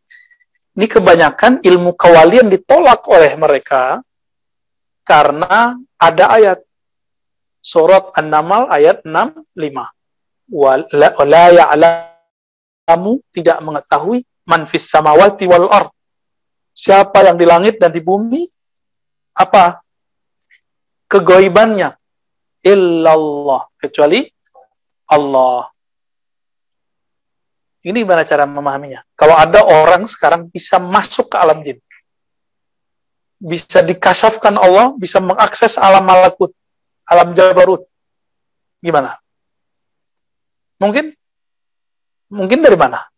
Ya ayat ini juga, illallahnya itu. Kalau Allah izin bisa nggak? Bisa. Sama dengan ayat kursi, tidak ada yang dapat memberi syafaat kecuali biizni, tinggal ambil izinnya Allah. Maka izin inilah yang membuat orang bisa masuk ke alam jabarut, alam malakut, alam kusut, ya, alamnya antum itu ya. Ayat ini, giliran dia pakai ayat ini harus benar. Giliran kita balikin, emang ayat itu menolak ilmunya para wali kan enggak? Justru ayat ini hujjah bahwa wali itu tahu sesuatu dengan izin Allah. Maka seorang wali itu gak usah ditakutkan. Mereka tambah tahu alam gaib, tambah takut kepada Allah, tambah iman deh kepada Allah. Gak akan jadi berubah. Kalau antum kan dikasih karomah dikit bisa berubah. Bisa berubah serius insya Allah. Ya. Sekarang nih dikasih ilmu sama Allah biar bisa doanya mustajab. Apa aja mustajab? Ntar paling pakai melet orang kan? Ya. Haram, melet orang itu haram. Ya, melet orang itu kan sihir. Nggak boleh, haram. Ya. Walaupun pakai bismillah, iya. Kecuali antum mau ngelamar dia. Mau ngelamar dia, sholat 2 rakaat, baca doanya meletnya mintanya kepada Allah. Kan biiznillah juga. Ya. Ya. Kalau kita bisik-bisik deh ya. Sidi Musa nggak perlu gitu-gitu kayaknya ya. Innama yuridu ayyurawwija bimisli hadza 'alal aghbiya. Orang-orang yang anti tasawuf, anti karamat aulia menggunakan ayat ini untuk menipu orang-orang bodoh, aghbiya, orang awam. Tertipulah orang awam meskipun bajunya ulama. Ya. Wa kan min ghaibin ittala Allahu alaihi alul ilham hatta nataqu bihi. Coba lihat kalau diterjemahin. Betapa banyak hal-hal gaib yang Allah bukakan kepada qalbu ahlul ilham sehingga mereka berbicara dengan itu. Dan itu enggak bisa direncanakan, teman-teman. Bisa disiapkan qalbunya. Karena ilham itu turun setiap saat. Yang tidak bisa diturunkan setiap saat itu ilham tasyri'i, wahyu tasyri'i. Itulah yang terjadi pada Nabi. Maka Nabi ketika mengatakan kepada seorang perempuan, besok datang nggak besok wahyunya? Enggak. Nah, orang lupa, dikira semua wahyu sama, wahyu ada 2. Wahyu tasyri' itu suka-suka Allah lewat Jibril. Jadi kalau Jibril nggak turun, nggak ada. Ada wahyu ilhami. Detik per detik dia masuk ke dalam kalbu. Bahkan lebih cepat dari detik. Masuk langsung ke dalam kalbu seorang wali. Makanya wali itu kalau ngomong, ya sebenarnya ya udah Allah yang berkalam lewat lisan dia. Ya. Atau malaikat yang berkalam lewat lisan dia. Dan itu terjadi di zaman Rasulullah. Ya, Nabi mengisbat, mentakrir, ada seseorang berbicara, dipinjam lisannya sama malaikat, ada riwayatnya. Cuma kan nanti kalau kita sebut riwayat itu pasti didoifkan juga sama dia. Ya. Ada nggak orang kemasukan setan? Ada. Kenapa nggak boleh kemasukan malaikat? Logika gampang begitu ya. Tapi kalau kemasukan setan sama malaikat beda. Kemasukan malaikat itu maksudnya lidahnya dipinjam sama malaikat. Bukan di kesurupan malaikat, nggak ada. Nggak ada itu. Itulah anehnya mereka percaya ada orang kesurupan setan, tapi nggak percaya kalau lisan seseorang dipinjam Allah. Berarti setan lebih hebat daripada Allah dan malaikat. Begitu nggak? Saya yakin mereka juga jawabnya nggak, bengong-bengong. Ya juga ya. Ya. Nabi ketika baca sesuatu berkalam satu, itu kalamnya selalu wama yantiqu anil hawa. Kalau bukan berbicara dengan hawa, siapa yang berbicara saat itu? Itu Allah, hilanglah kalamnya Muhammad, menjadilah kalamnya Rabbu Muhammad sallallahu alaihi wasallam. Kuntu sam'ahu alladhi yasma'u bi. Ketika dia mendengar dengan samaku. Ketika dia berbasar, melihat, memandang, dia memandang dengan basarku. Terusin aja. Kalau berkalam dengan sifat kalamku. Itulah sebabnya akidah Ahlussunnah membedakan sifat dengan zat. Kenapa? Kalau Mu'tazilah dan kelompok kebatinan mengatakan sifat itu zat. Jadi kalau memandang dengan basarnya Allah, berarti si memandang itu zatnya, tuh bahaya, itu namanya kebatinan. Itu zindik yang begitu. Baru antum paham tuh zindik itu apa. Kalau Ahlussunnah, Sufi tidak. Ahlussunnah dan Sufi enggak. Bagi mereka sifat Allah hanya ada pada zat Allah, tapi sifat bukanlah zat. La huwa hiya wa la hiya ghairuh. Inilah kaidah yang diambil Imam Abul Hasan Al-Asy'ari dari Sufi Kabir Sayyid Taifah Al-Imam Abul Qasim Junaid Al-Baghdadi. Itu kalamnya. Kalau enggak nanti orang ngomong zatku zat Allah, zat ingsun zat Allah, zati zatullah. Kan bahaya. Sifati sifatullah. Ya. Itu kan zikir-zikir kebatinan. Itu setan yang turun tuh. Kalau ada tarekat ngajar gitu, itu tarekat iblisiyah. Obat antum. Buang sejauh-jauhnya. Karena saya sudah melihat lebih dari 2 orang. Itu matinya zindik, matinya su'ul khatimah, karena ngamalin zikir iblisiyah ini. Nauzubillah min dzalik. Jangan coba-coba. Jangan coba-coba untuk masalah akidah. Apa kata beliau? Kam min ghaibin. Betapa banyak hal yang gaib. Allah itlaqkan. Allah munculkan kepada ahli ilham. Hatta nataqu bihi. Sehingga mereka berkalam dengannya. Ya. Antum kalau tadi merinding-merinding itu dari sono tuh. Ya, dari sono itu. Wa ahlul firasah. Begitu juga ahli firasah. Ada nggak hadis tentang firasah? Kan biasanya Daisna ini nanya, dalilnya mana? Ini dalilnya dari sini ini. Abu Darda berkata, ittaqi firasatal mu'min. Ini Utsman juga meriwayatkan, jadi dua dari sahabat rawinya. Berhati-hatilah terhadap firasanya orang beriman. Ya. Fa innaha wallahi. Di riwayat Utsman tidak pakai wallahi. Sesungguhnya firasat itu demi Allah. Ya, haqqun yuqzifuha Allah fi qulubihim wa absarihim. Ini beda lagi dari Utsman. Kalau dari Utsman, fa innahu yanzuru binurillah. Karena dia memandang dengan nur Allah. Kalau di sini, sesungguhnya itu kebenaran yang Allah yakzif. Yakzif itu apa? Qazaf. Allah lempar, set. Tapi kalau Allah lempar, tepat nggak? Mungkin nggak Allah kalau manah nggak nyampe. Ente do'if akidahnya ya. Bukan Allah yang do'if. Ya. Allah kalau manah, yakzif, nyampe nggak? Nyampe, nggak mungkin salah, masa kalah sama tukang panah. Allah kalau kirim sesuatu, salah kirim nggak? Seperti akidahnya kelompok Ghulat Syiah, kan ada Syiah ini kan banyak bagi-baginya. Ada kelompok Ghulat, kelompok Sabaiyah, Kailaniyah. Apa kata mereka? Allah salah kirim. Harusnya sama Sayyidina Ali. Kok sama Muhammad gitu? Kurang ajar mereka ya. Saya konfirmasi ke teman saya orang Syiah, menurut ente itu Sabaiyah itu gimana? Kafir gitu, matanya langsung melopot. Kami tidak mengakui mereka sebagai Syiah. Apalagi kita. Ya, kita ya, dia juga ngakuin bagi kita ya. Ini mantan Syiah nih. Ya, buku-bukunya banyak tuh Syiah tuh. Ya, nanti antum kalau yang mau neliti Syiah bisa konsultasi sama Fadil. Ya. Dari aliran apa pindah ke aliran listrik, ke aliran asal, pindah-pindah deh. Alhamdulillah Allah Maha baik. Allah tidak pernah tidur. Siapa yang memegang ilmunya, maka yang punya ilmu akan menariknya. Allah yajtabi ilaihi mai. Ada yang belajar kebatinan dulu, ditarik sama Allah kalau masih mau ngaji. Makanya pada ketemu ilmu yang hak ya. Insyaallah. Ini senyum-senyum. Ini makan ilmu perdukunan dulu nih. Ya. Ada Bustami. Apa? Bedaromi Bustamam ya. Masya Allah. Nikmat ya. Alhamdulillah. Ini juga bisa sama nih. Ya, ada yang belajar dulu debus, macam-macam. Ya. Emang antum habis debus bisa kenal Allah? Ya kan enggak. Habis bisa belajar silat terus bisa silat ila Allah, belum tentu. Yang bisa bikin begitu hanya ilmu ma'rifah. Dan ilmu arifat sudah dibagikan sebagian di kitab. 10%-nya di kitab, 90%-nya di kolbu para ulama, wali Allah. Ya, semoga kita termasuk yang mewarisi itu. Semoga kita nanti diangkat jadi kekasihnya. Amin ya rabbal alamin. Berat ya.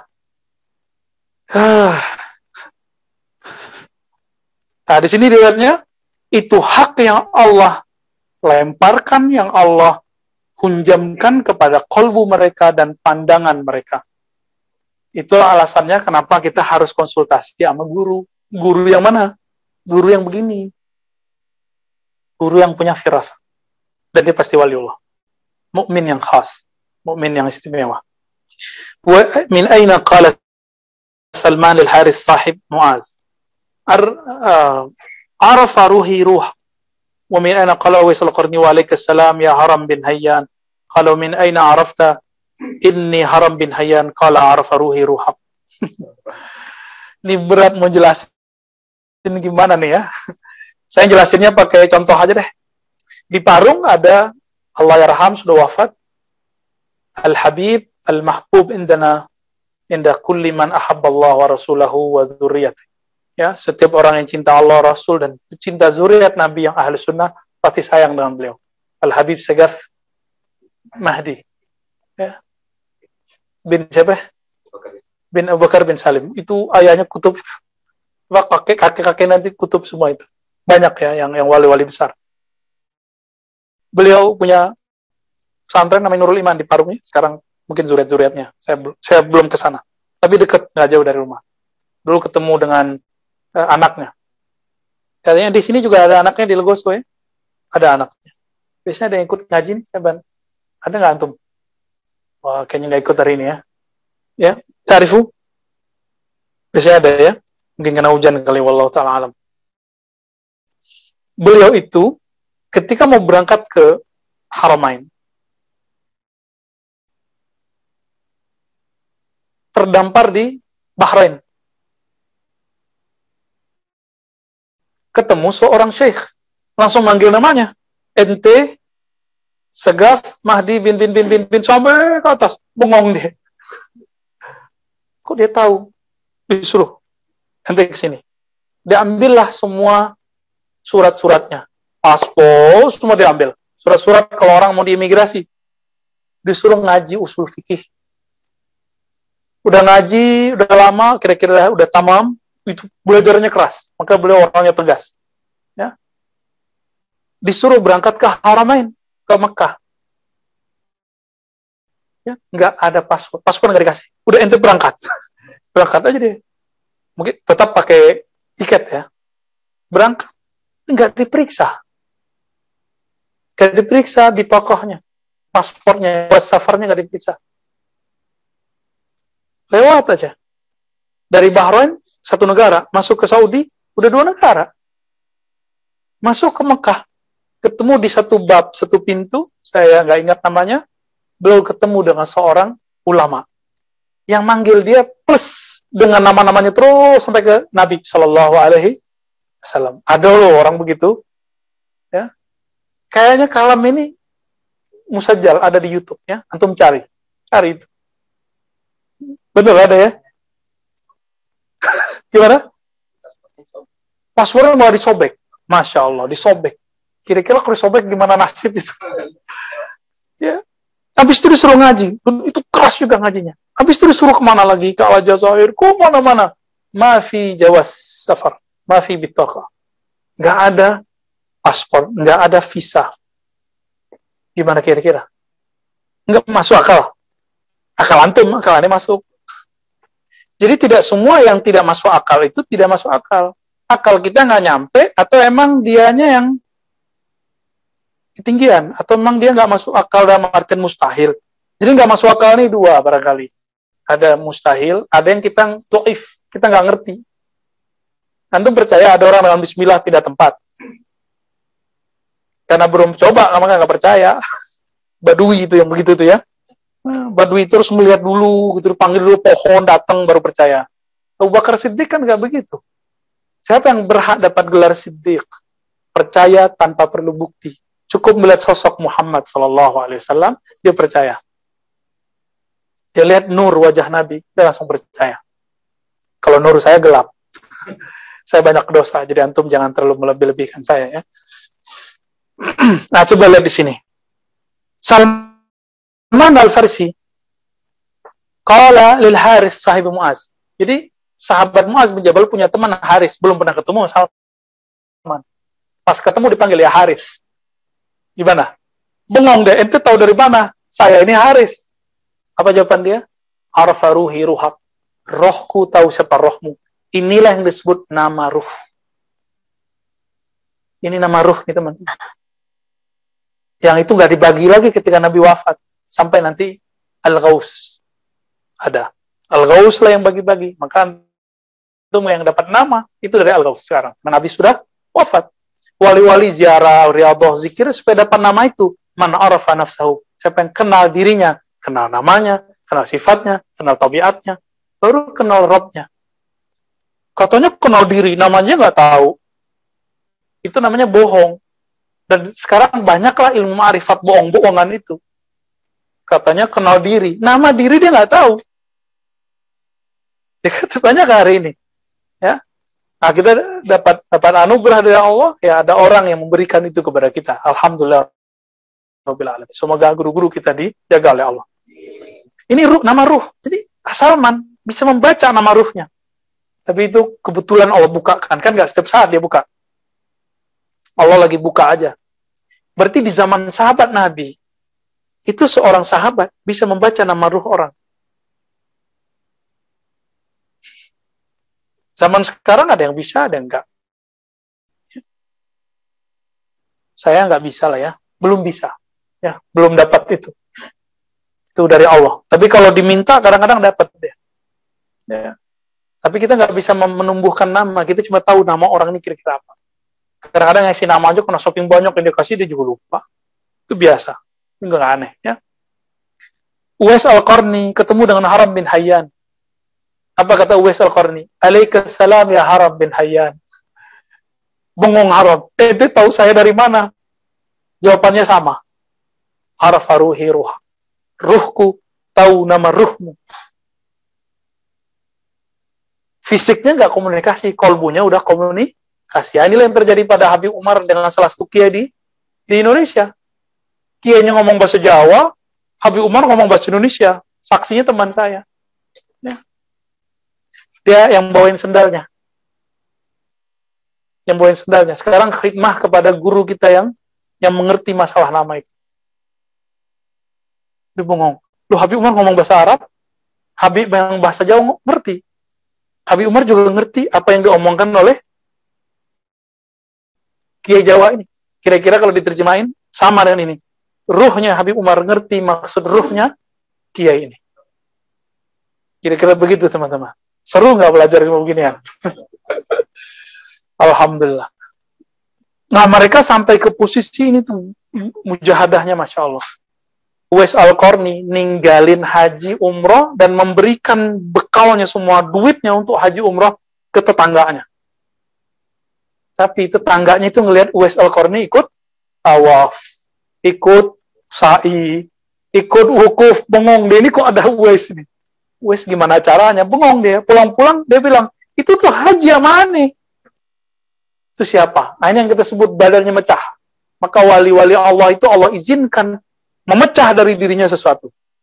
Ada dalilnya. Itu dalilnya.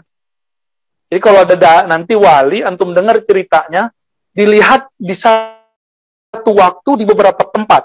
Itulah dalilnya. Uwais Al-Qarni. Umar ngomong di Madinah, kedengeran sampai ke Syam, ke Irak. Itu juga dalilnya. Suaranya mecah kemana-mana. Ya, karena yang ngomong bukan dia lagi. Allahumma salli ala Sayyidina Muhammad. فلهذا عمل الروح الذي ليس له من خزوز القلب ومحله ومصيره إلى العلا شيء. Ya. Jadi si kolbu ini kerjaannya itu adalah ma'rifatullah, sehingga tidak ada lagi dia punya hazzun, punya ketertarikan sedikit pun kepada selain Allah Subhanahu ta'ala. Ini kata beliau ya. Fa kaifa bil qulub allati wasafna. alladhi takallama bihi Uwais min al-ghaib wa lam ya'rifu qad alaysa qad tala alaih. Yang terjadi pada Uwais, bukankah dia mengerti yang gaib? Benar nggak? Belum dikasih tahu dia tahu. Apakah ini lebay? Enggak, ini riwayatnya sahih. Salman memanggil Haris itu sahih. Habib Segaf Mahdi sahih enggak? Antum nggak percaya ntar digeruduk sama santrinya belasan ribu. Ya, santrinya itu gratis makan dari kantongnya beliau. Dan dari karomatnya beda dengan Kanjeng Dimas, ya. Dia dengan barokah salawat yang kemudian dikasih nama Syajaratun Nuqud. Itu ngeluarin juga kasih udah kayak film kartun aja tuh, ya. Gak habis-habis. Allahumma sholli ala Muhammad. Tapi beliau nggak tunjukkan selalu. Kalau tunjukkan selalu disembah-sembah orang mungkin. Beliau tahu karena beliau ahli akidah. Beliau akidahnya kuat. Sebagaimana jid-jidnya ke atas orang-orang yang pejuang Ahlussunnah wal Jamaah. Kita beruntung pernah semasa dengan beliau, ya. Saya ngelihatnya lagi di jalan tol. Jadi kita pulang dari bandara, dia mau masuk ke dalam tol, itu cepat, tapi kok bisa Allah taruh mata saya melihat beliau gitu. Itu sekali-kali saya melihat beliau. Selebihnya kita dengar cerita dari anaknya, dari murid-muridnya, dari sahabat-sahabatnya, ya. Untuk beliau kita kirim Al-Fatihah. Alhamdulillah. Ar-Rahmanir-Rahim.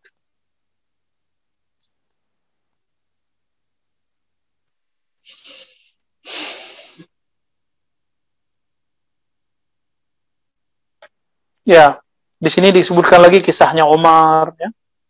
Kisahnya Abu Bakar, halaman 209, berkalam beliau, wa innama huwa malul waris, wa innama huwa akhuka wa ukhtak, faqala lahu ya abati innama litru, sampai akhir, afalaysa qad hakama Abu Bakar bima ulkiya fi rawih, faqala innama huma ukhtak, fa asbata bil qul bi anna alladhi fi batniha min waladihi wa innaha bint. Jadi Abu Bakar itu pernah baca isi. Jadi belum ada kan alat apa namanya sekarang Pak Dokter? USG. Sekarang udah 3D. Udah 4. Gila. Itu Abu Bakar bisa cek di dalam perut orang ini apa. Laki atau perempuan. Kan biasanya setelah dicek USG kan ketahuan. Haji. Ya Arif. Siapa yang ngasih tahu? Padahal dalam akhir surah Luqman, ya, tidak ada yang tahu apa yang fil arham kecuali Allah, ya. Abu Bakar Allah. Abu Bakar diizinkan Allah tahu. Baik, ya. Jadi kalau ada orang cerita karamah itu percaya enggak? Tapi ingat, al-karamah belum tentu la yadullu ala kamaliyah. Karamah belum tentu bukti orangnya sempurna. Al-kamaliyah natijatul istiqamah. Jadi kalau kesempurnaan itu hanya buah dari orang istiqamah, maka istiqamah hakiki itulah karamah paling tinggi. Ya, ada orang pindah-pindah tempat, tapi kemudian nggak istiqamah, ya nggak masuk. Istiqamah ini bukan berarti dia nggak maksiat. Istiqamah ini artinya dia istiqamah tobat, dosanya banyak, tapi dia istiqamah tobat. Maka saya, antum semua, karena kita tidak dijamin terjaga dari dosa, sebesar apapun dosa kita, tobat. Tobat aja, Allah pasti terima. Setiap hari itu kalau ada orang maksiat, itu malaikat, mungkar raqib, atid, itu cek dulu ada istighfar nggak hari ini. Kalau ada nggak jadi tulis sama dia. Jadi setiap kali kita maksiat setiap hari, malamnya dicek. Ada istighfar, ada, coret lagi, gak jadi. Tapi besok kita lakukan lagi, muncul double, yang kemarin sama sekarang. Tobat lagi, dihapus lagi. Begitulah terus, setiap hari kita begitu-begitu, gak apa-apa. Ini yang disebut tawabin. Jangan bilang, saya nanti aja tua. Emang ente tahu bakal hidup sampai tua? Kita kan gak tahu besok mati apa enggak. Maka tobat itu yang disebut tobat tawabin, yang tobat setiap saat, setiap hari. Karena setiap hari kita pasti maksiat. Ya. Mungkin dosa saya lebih banyak dari antum, atau dosa antum lebih banyak daripada saya. Sama lah ya. Ini bukan hiburan bagi orang yang mau maksiat, bukan. Ini hiburan untuk orang yang mau tobat. Mau tobat nggak? Mau, saya juga mau tobat ya. Allahumma ja'alna minat tawabin. Afalaysa hadha ghaiban qad ittala alaihi min tariqil hadis atau min tariqil ilham. Bukankah ini gaib? Dalil tadi surat Luqman ayat terakhir. Ya. Gimana ayatnya? Inna indallahi ilmus sa'ah. Ya, sesungguhnya di sisi Allah ada 3 kegaiban disebut ilmu sa'ah. Ilmu tentang apa yang di dalam perut, mafil arham, kemudian kapan orang mati. Ya. Betul ya? Ini yang baca surat Luqman tiap hari nih kayaknya nih. Ya. Ustaz Ali Wafa. Wa yuqalu li hadza az-za'im. Jadi bukankah ini disebut tariqil hadis? Hadis di sini bukan hadis ilmu hadis. Hadis artinya Allah berbicara ke dalam kalbunya. Nah, ini kalau mau tepat nih terjemahannya, hadis dalam ilmu tasawuf adalah Allah berbicara ke dalam kalbu manusia. Atau Nabi Muhammad berbicara kepada kalbu umatnya. Masih bisa nggak sampai hari ini? Bagi kita masih bisa. Cuma mereka yang anti tasawuf menolaknya dan menganggap itu syirik. Loh, syirik dari mana? Kita nggak nyembah Nabi Muhammad kok. Ya? Kita nggak nyembah siapa-siapa, nggak nyembah Syekh Abdul Qadir, nggak nyembah Jaluddin Rumi, nggak nyembah Bahauddin Shah Naqsyabandi, nggak nyembah Ahmad Tijani. Bagi kita, mereka guru-guru kita. Jadi kalau kita tawasul, itu artinya kita berterima kasih sama mereka. Kita aja sederhananya. Kirim Fatihah, nyebut nama, manakib, itu nggak lebih daripada kita mencintai pewaris Nabi. Karena kita nggak ketemu Nabi, ya kita cintain pewarisnya. Kecuali antum pernah mimpi ketemu Rasulullah, itu nikmat. Ya. Apalagi Allah kasih bertemu secara yaqzah. Seperti kata Imam Suyuti, Ra'aitu Nabiya sallallahu alaihi wasallam 70 marra yaqzatan. Ada yang percaya nggak? Imam Suyuti loh yang ngomong. Imam Suyuti tahu nggak Imam Suyuti? Pengarang tafsir, pengarang ilqan, pengarang apalagi Musa. Ya, asbahun nazair, hadis, hadas saja enggak. Hampir semua ilmu selain falsafah dan mantik, karena dia mengharamkan falsafah dan mantik, dia tulis. Kira-kira gimana? Imam Suyuti ngomong, saya bertemu Nabi 70 kali yaqzah, nyata. Pasti mereka akan bilang, oh ngaco nih Suyuti ya. Padahal hadisnya ada isna ini. Ya. Man ra'ani fil manam fasayarani yaqzatan. Hadisnya sahih. Siapa yang ketemu aku dalam keadaan mimpi, akan melihatku dalam keadaan jaga. Sah. Ketika ada orang menerjemahkan akan melihatku nanti nggak perlu kalau nanti di surga, nanti di alam akhirat, nggak perlu pakai sayarani yaqzah. Semua kita juga ngelihat Nabi. Terus fasayarani yaqzah itu sah. Waktun qarib. Waktu yang terdekat Allah akan mengizinkan kita ketemu Nabi Muhammad SAW. Paling terakhir antum waktu meninggal nanti. Yang udah mimpi ketemu Nabi. Itulah problemnya. Ya ini nikmat ya. Bertemu Nabi itu nikmat. Dan banyak yang belum dapat nikmat ketemu Nabi. Maka berdoalah, sholawat kepada Nabi. Sungguh-sungguh. Hilangkan obsesi mau ketemu. Obsesinya adalah ingin mengikuti Nabi. Mencintai Nabi. Minta kepada Allah. Nanti di saat antum hilang obsesinya dan yang kuat adalah cintanya, pasti Allah kasih ketemu Rasulullah sallallahu alaihi wasallam. Salatu wassalamu alaika ya sayyidi Rasul.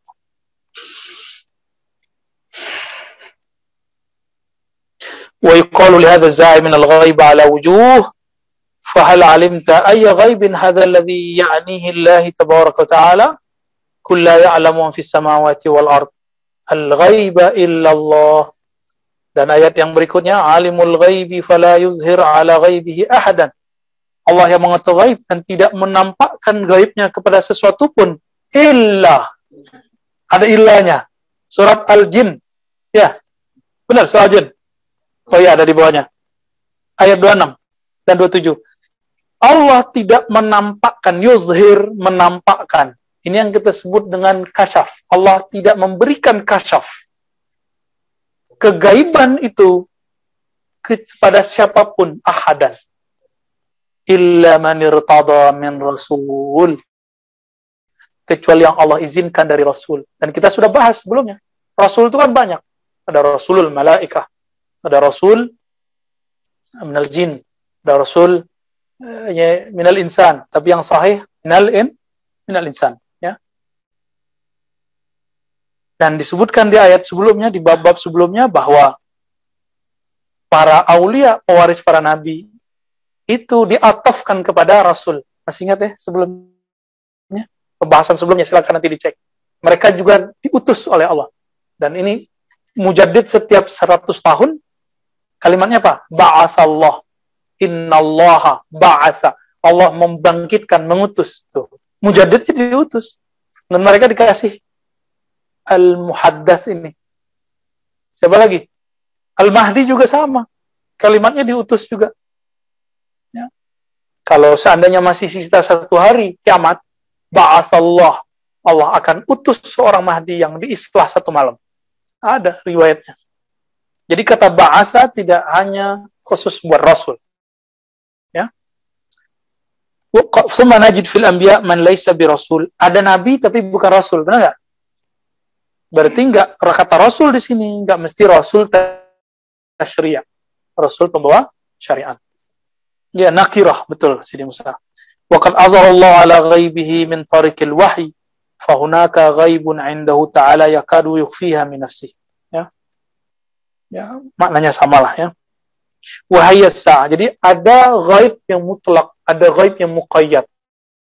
Nah, ini pembahasan versi saya. Walau alam, ini istilahnya semoga benar. Al-ghaib al-mutlak, ada al-ghaib al-muqayyad. Ghaib mutlak itu yang Allah tidak akan kasih tahu hatta kepada malaikat yang akan meniup trompet di waktu mau kiamat. Malaikat siapa? Israel atau Israfil? Israfil. Ya, Israel namanya nama Ibrani. Kalau di Quran hadis nggak ketemu nama itu. Di hadis ketemunya Israfil dan Malakul Maut di surat Sajadah. Baik, sudah? Jadi malaikat mau niup trompetnya nggak tahu itu ilmu. Termasuk Nabi. Maka Nabi ketika tanya Jibril, apa jawaban beliau? Mal mas'ul anha bi'a'lama minas sa'il. Tidaklah yang ditanya lebih tahu daripada yang bertanya. Baik, nah ini kaidahnya di situ. Ini disebut al-ghaib al-mutlaq. Tapi tanda kiamat dikasih nggak? Maka tanda kiamat disebut dengan al-ghaib al-muqayyad. Termasuk yang di dalam perut. Karena dia muqayyad, sekarang ada teknologi mengetahui jenis kelamin di dalam perut. Kalau dia mutlak, nggak bisa diketahui. Ini cara memahaminya. Loh, kok Allah bilang ghaib yang dalam perutnya? Sekarang kok bisa? Batal dong Al-Quran, bukan gitu. Ente nggak paham jenis ghaib. Ya, kan ada yang mulai nyeleneh-nyeleneh mau mengkritisi Quran, terus ngomong gimana? Oh, Al-Quran ini nggak bener nih, ya. Nanti bakal ada ilmu bisa ngeliat tuh wajah di dalam perut ibu nih, ya, Bamba ini. Begitu dia itu membatalkan surat Luqman ayat terakhir. Sahih lah, dia nggak sahih. Dia nggak tahu pembagian ghaib mutlak dan ghaib muqayyad. Besok ada yang nikah, ada yang nggak nikah. Betul? Itu mutlak apa muqayyad? Itu bisa direncanain loh. Karena dia masih muqayyad. Oke. Dokter bisa ngomong, penyakit kamu ini paling bertahan setahun lagi. Dokter ngomong begitu melanggar kaidah ghaib. Kenapa kalau dokter ngomong gitu antum bolehin? Gimana Pak Dokter? Anda cemburu Pak Dokter? Giliran kita ngomong gak boleh. Emang dokter cuma dokter fisik? Emang dokter kolbu gak punya hak? Ya? Punya hak juga, punya otoritas. Dia Allah yang kasih. Allah yang mewisuda mereka. Jadi kira-kira gimana? Kalau dokter boleh memprediksi, boleh nggak wali memprediksi? Karena seorang nabi juga memprediksi, bisa salah nggak prediksi nabi? Allah kasih. Ketika Nabi Hudaybiyah ditahan, benar nggak? Jadi nabi ingin dikasih tunjuk oleh Allah. Ya? Nih, ternyata nabi juga ijtihad. Itu pelajaran buat kita. Kalau bergerak, pergerakan, harokah, jangan buru-buru. Muncullah 2 mazhab. Mazhab Umar yang pengen cepat menang, Abu Bakar yang pengen tenang, menang. Beda ya? Ini buru-buru menang. Nah, kebanyakan antum kan maunya itu. Buru-buru menang, ya kan? Kalau Abu Bakar, sampai Umar gak tahan. Apa kata Umar? Rasulullah anta? Muhammad, ente bener Rasul gak sih? Antum ngomong sama saya, ente dokter beneran gak sih? Kira-kira perasaannya gimana tuh? Kalau hati saya tidak benar, ini melayang nih ya, melayang. Tapi karena Nabi kolbunya paling beres, salim, bahkan aslamus salim. Nabi diam aja. Nabi tahu, walaupun belum belajar ilmu psikologi, Allah langsung ngajar. Orang kalau marah, obsesinya lagi tinggi, nggak usah ditanggapin. Karena apapun kalam kita pasti dianggap salah. Harus ada orang ketiga. Jadi pelakor itu wajib ada kalau keinian ya. Pelakor kekerasan, pelakor pertengkaran. Dicolek sama Abu Bakar. Mar, ente nggak tahu ada ayat kalimatnya pakai insya Allah loh. Umar mengatakan ka'anilam asma'aha. Seakan-akan saya belum hafal ini, belum dengar. Itu Umar loh. Baru dia sadar, dia bersuara tinggi kepada Nabi. Cuma nanya begitu aja sama Nabi, dia puasa dan tobat 40 hari 40 malam. Antum pernah apain orang tua, ngejek guru, ulama, tiap hari itu yang komentar-komentari. Ya, tobatlah ya. Kita juga tobat tiap hari kok ya. Dan kita mendoakan kebaikan orang-orang yang merendahkan kita. Ya, semoga kita dan mereka dapat hidayah dari Allah Subhanahu wa Ta'ala. Jadi ghaib mutlak apa? As-sa'ah, kapan kiamat. Itu ghaib mutlak. Ada yang tahu nggak? Maka teori-teori umur umat itu cuma teori, tidak boleh memastikan kapan kiamat. Kan sekarang udah ada teori-teori umat, teori umur umat. Umur Yahudi sekian, Nasrani sekian, umat Islam 1500. Sekarang udah 1442, tambah 13 tahun Nabi di Madinah, di Mekah. Ini berapa tuh? 1442. Ayo yang dagang nih.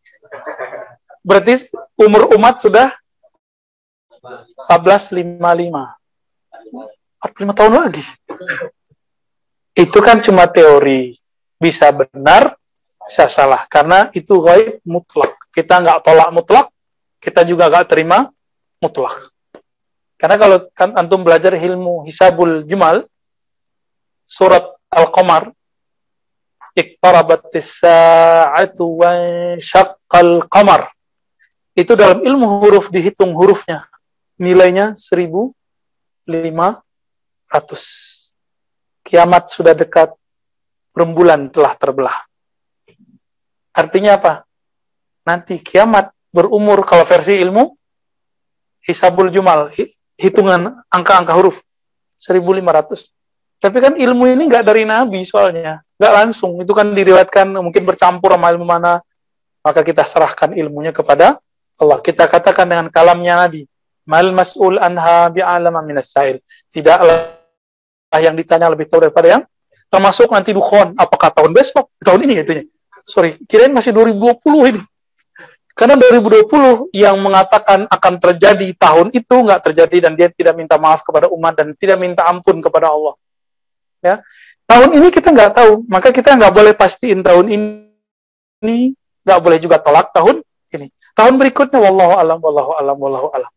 Ini termasuk ghaib mutlak, tapi kalau tanda-tanda ini muqayyad, kapan terjadinya kita belum tahu. Jadi yang paling ribet daripada ilmu firasat itu adalah kapan terjadi sesuatu. Mirip-mirip kayak ilmu intelijen. Ya. Benar nggak, Pak Tentara? Baik, visual. Baik, fadal. Mobil siapa yang bunyi itu? Kalau di hadis itu kan malaikat lagi apa? Bertasbih, alam lagi bertasbih. Ya, yusabbihur ra'du wasabta. Ya. Petir pun bertasbih, bunyinya itu tuh bunyinya. Kedengeran sama kita kayak ngeledek ya. Kita sebut geledek. Padahal dia lagi bertasbih. Tafadhol, Panji. Terus salam. Wah, siapa yang nanya ini? Kok tahu aja di istilah itu?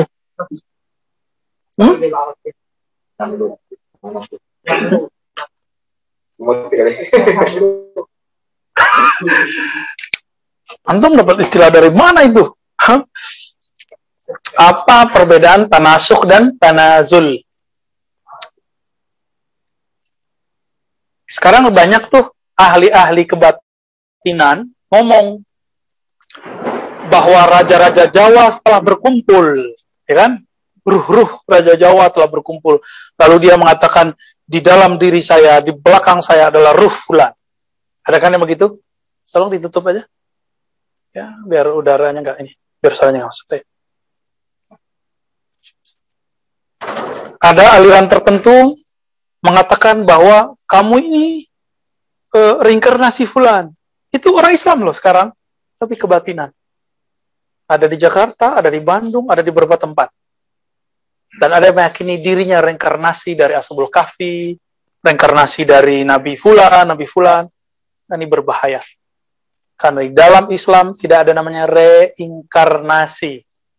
Terlahir kembali, itu nggak ada. Ya. Tapi bagaimana dengan tanazul? Reinkarnasi itu nafsiyah dan ruh, dua-duanya masuk. Reinkarnasi. Karena reinkarnasi nanti berujung kepada inkarul ma'ad. Inkar al-qabr. Inkarul jannah wan nar. Ujung-ujungnya inkarnasi itu tidak meyakini ada akhirat. Karena orang terlahir, mati, lahir lagi, mati, lahir lagi, mati, lahir lagi. Tapi ajaran ini kan mungkin dulu ada benarnya, cuma nyangkut di mana dan kapan berubahnya kita nggak tahu.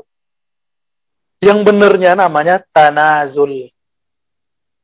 Tanazul ini berubah ketika masuk ke agama-agama tertentu, jadi kepercayaan, animisme, segala macam, berjadi tanasukh, reinkarnasi. Kalau tanazul bukan reinkarnasi.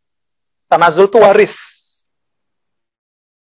Jadi konsep tanazul itu al-ulama warasatul anbiya. Ulama pewaris para nabi. Contohnya nih, Sidi Musa itu tanazul misalnya, misalnya ya, Khuzaimah bin Sabit, misal.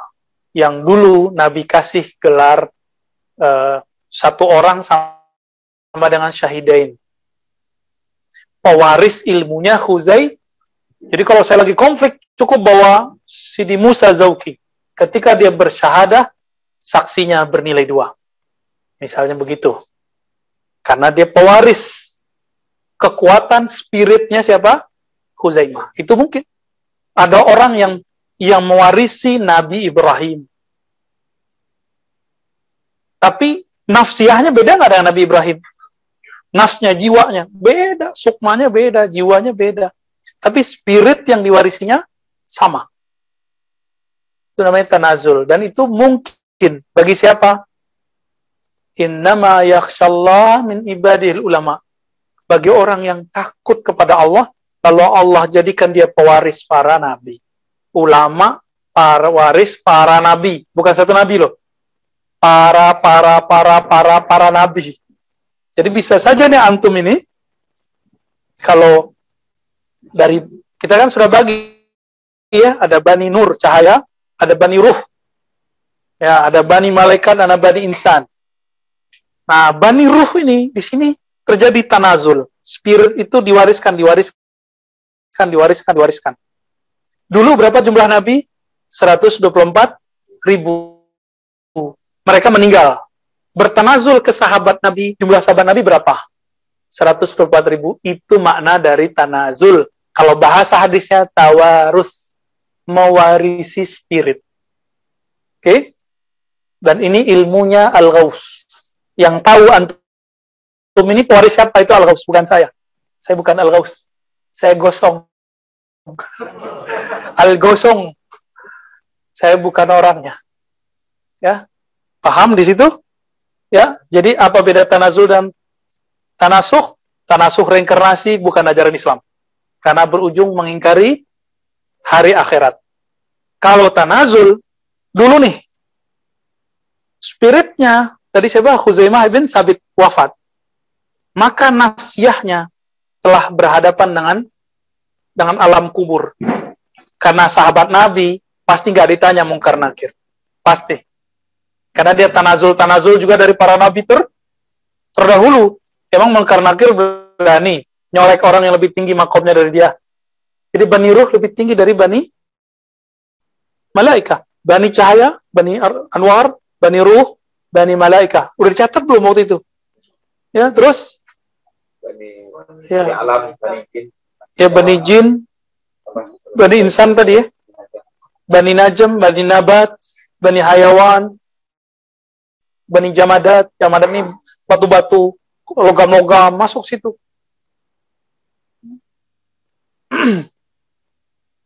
Jadi Bani Ruh ini di atasnya malaikat. Nggak berani dia nyolek kalau dia tahu. Ya, kalau dia tahu. Tapi kalau dia belum tahu, dia nyolek pertama. Pas dijawab, bisa berabe tuh, mungkar nakir dar. Ya, itulah candanya Gus Dur dulu. Orang nggak paham, dikira Gus Dur main-main. Kan dulu Gus Dur canda kan masalah itu. Orang kira Gus Dur memainkan agama. Bukan. Gus Dur itu ingin orang kalau memikirkan alam kubur, itu jangan ketakutan. Meninggal dalam happy. Itu Gus Dur tuh ya. Meninggal sambil ketawa. Ya, al-wafat bid-dhahak ya. Gak tahu bahasa Arabnya benar nggak gitu sih di Musa. Semoga benar ya. Yang Hirit Yaman yang benerin ya. Ketika tanazul teman-teman, maka nur yang ada pada si ruh sebelumnya, spiritnya akan diwarisi ke kalau si pewarisnya sudah mulai mengenal dirinya. Man arafa nafsahu faqad arafa. Jadi dalam ilmu ma'rifatun nafs, salah satu maknanya tidak hanya langsung mengenal anasir tubuh.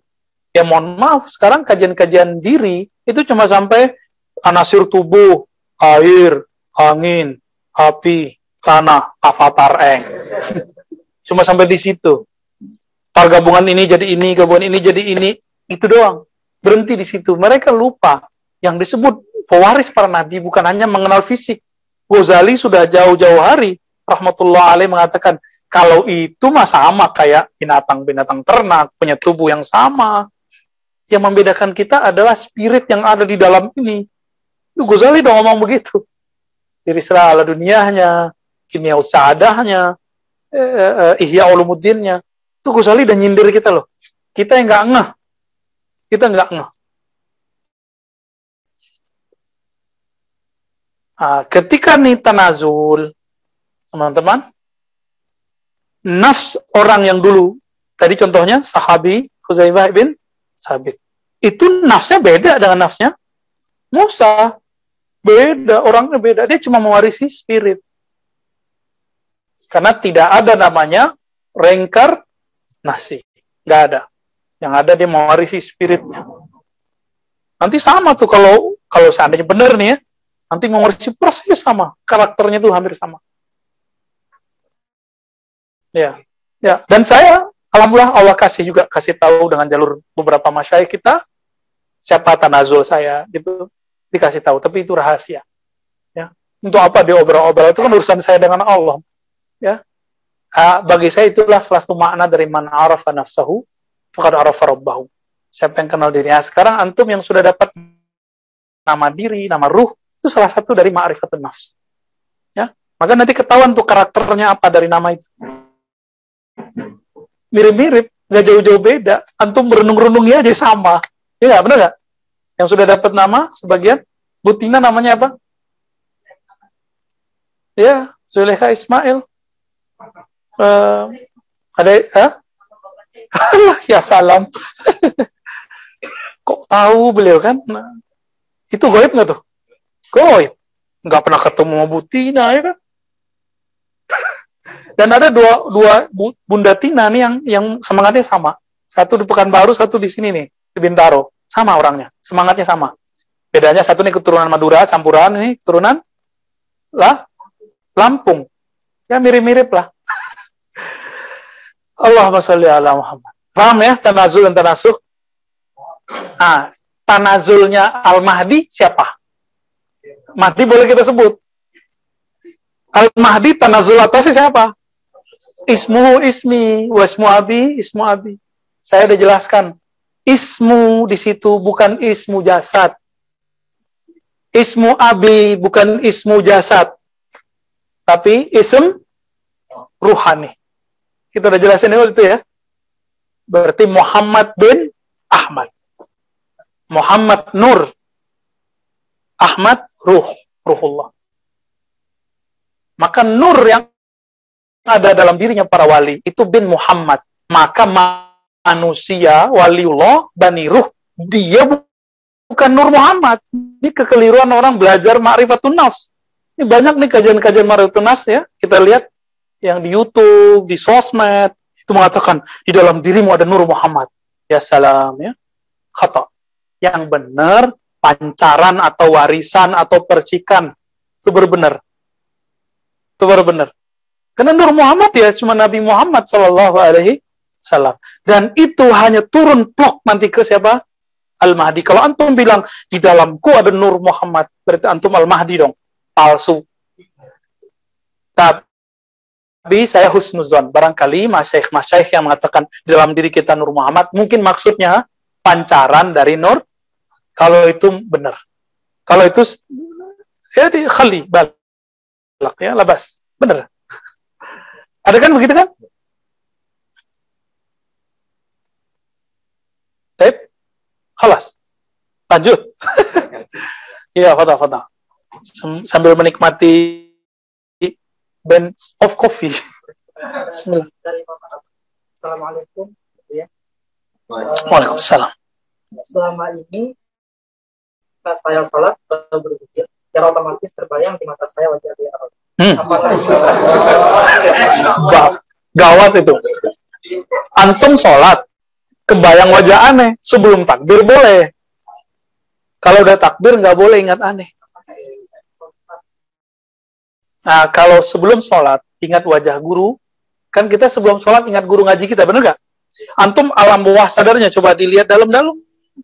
Setiap kali mau sholat, yang ingat wajah guru dulu pertama ngajarin sholat. Saya sampai sekarang masih ingat. Guru saya Abu Yadahnar. Guru ngaji. Yang ngajar sifat 20, yang ngajarin qiraat, yang ngajarin qiraat hafaz, an asim, yang ngajarin berbagai macam itulah. Fikih Syafi'i, itu beliau ngajarin. Saya ingat tuh beliau ngajarin sholat. Saya teringat beliau sholat. Terus bapak saya ngajarin, saya ingat. Habis itu naik lagi, ketemu guru kita yang ngajarin sholat, ketemu lagi guru dari guru kita. Jadi ketika sholat, yang terbayang ya guru yang paling berkesan itu. Itu, ingatan itu berkait-kait, disebutlah rabithah. Mengingatnya membuat kita ingat Robnya. Inilah yang dia sebutkan dalam hadis yang hasan, man awliya Allah. Man awliya Allah. Siapakah wali Allah, wahai Rasulullah? Di riwayat kedua, man khairun nas. Siapakah manusia terbaik, wahai Rasulullah? Apa jawaban Nabi? Allazina iza ru'u dzukirullah. Ada yang pakai man iza ru'u dzukirullah. Siapa yang jika engkau memandangnya, engkau memfisikannya, ru'u itu kan divisikan, dibayangkan, divisualkan, membuat visualisasimu terhantarkan kepada zikrullah. Bisa namanya Allah, bisa fiilnya Allah, bisa sifatnya Allah. Kalau ketemu nanti antum dengan Al-Ghaus, dengan Al-Mahdi, bisa ingat ma'rifatul zatillah, yang tidak bisa diceritakan dan tidak bisa dikalamkan kecuali oleh ahlinya, yaitu beliau itu sendiri. Kita punya hak cuma sampai di sifat. Beliau punya hak sampai di zat. Nah, saya belum boleh bicara itu, ya, karena itu bukan hak saya. Kita harus tahu, ya, liyunfik zu sa'atin min sa'ati, wa man qadira 'alaihi rizquhu falyunfik mimma ataahu Allah. Karena kita dikasih segitu, kita cerita itu. Kalau kita dikasih lebih, kita cerita lebihnya kepada orang yang pantas menerimanya. Ya, maka antum kalau ngaji ya dibuka dulu ininya, ya. Terus ininya ya disiram dulu ke sono, dikosongin, biar dia nanti gak jadi abu-abu. Ini nih enak. Coba campurin air putih jadi enak gak? Kayak gitu kira-kira. Jadi kenapa antum gak bisa menikmati kajian seseorang? Karena bercampur. Atau ini belum kalau nggak paham, berarti ini belum dibuka. Cara membukanya surah Al-Fatihah. Gampang toh? Gampang sebenarnya. Biiznillah kebuka. Baik. Jadi kalau diajak baca Fatihah itu baca. Itu tanda kalau kita mau buka. Ini ada yang angkuh. Bid'ah. Ya, Nggak dapat apa-apa dia pulang dari sini pertanyaannya bulut kepalanya, bertabrakan, cung, cung, panas. Pulang dari sini berkeringat. Ya salam. Modal. Akmil. Dari saya pernah bermimpi dinampakkan nasab Rasulullah. Namun banyak bisa. Kemudian di dalam mimpi saya membacakan nasab tersebut dari Nabi Sallallahu sampai kepada terus ini pertanda apa Bu ya? Apakah salawat saya telah? Masya Allah. Tandanya antum suka baca sirah beliau. Ya. Kalau sudah begitu nanti pelajari nasab ruhaninya Nabi. Ya. Dan saya sarankan selalu sering baca kitab sirah Nabawiyah. Nah, jangan lepas. Oke? Lanjut. Oke, terakhir. Bu ya, saya mau tanya tentang pecahnya raga. Pecah. Pecah jasad dan wali tersebut atau wali tersebut memecah itu bukan jisimnya ya, nurnya. Nurnya. Jadi wali itu cukup dia teringat sesuatu, itu Allah jasadkan. Jadi nur itu Allah jasadkan. Itu Wais Al-Qarni, dia rindu mau haji. Allah jasadkan nur pikirannya, kan kerinduan itu nur bukan? Rindu kepada Allah, rindu kepada masyair, simbol-simbolnya Allah. Kan haji, umrah, tempat-tempat haji umrah kan semuanya adalah syiar-syiarnya Allah. Rindu ke sana, itu berarti rindu kepada Allah yang memuliakan tempat itu. Allah zahirkan nurnya. Inilah makna dari Allah jisimkan nur. Itu mungkin. Maka wali-wali itu bisa banyak ya. Dulu Syekh Abdul Qadim di tempat kita bisa 7. Di mana? Sunan Ampel ya. Di situ siapa yang kuburannya sampai 9? Khodamnya. Allahu Akbar. Khodamnya bisa 8 kali, 9 kali. Hidup, meninggal. Nah, itu sebenarnya dia nggak mati. Karena dia punya zikir-zikir sifat yang mengantarkan kepada zat Allah. Maka Allah bilang, ente mau hidup atau mati, semuanya itu. Itu bisa terjadi. Makanya dulu ada orang yang di sanad Sahih Bukhari itu umurnya 300. Ya, mungkin kejadiannya begitu. Sanad umurnya 200. Kan ada 2 tuh. At-Tuluni umurnya 200-an. Terus di atas lagi ada umurnya 300-an. Yang kebanyakan orang nggak terima. Tapi saya percaya. Ya, sanad-sanad begitu kita percaya. Kalau nggak pakai tasawuf memang susah percaya yang begituan. Jadi mutasawuf itu membuat antum paham sesuatu yang tidak mampu dipahami oleh seorang intelektual biasa. Jadi saya menemukan satu rahasia dalam ilmu zikir, ilmu ma'rifatullah. Ada percepatan dan lompatan kecerdasan. Cepat sekali. Coba aja tuh, kitab yang dulu antum nggak paham, baca sekarang tentang tasawuf, pasti paham ntar. Ya, kalau udah ngaji kitab ini, sama ngaji tentang ilmu ma'rifatullah, antum baca tuh buku-buku yang dulu nggak paham. Buku Ibn Arabi kah, buku Ghazali kah, coba baca di rumah. Insya Allah, Allah bukakan.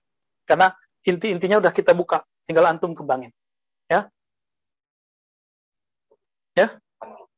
Alhamdulillahirrahmanirrahim. Sudah datang waktu maghrib. Semoga Allah meridhoi kita semua, menerima amal kita dan menutupi aib kita. Wassallallahu ala nabi Muhammad subhanakallah wa bihamdika asyhadu an la ilaha illa anta astaghfiruka wa atubu ilaik. Allahumma shalli ala sayyidina Muhammad. Assalamualaikum warahmatullahi wabarakatuh.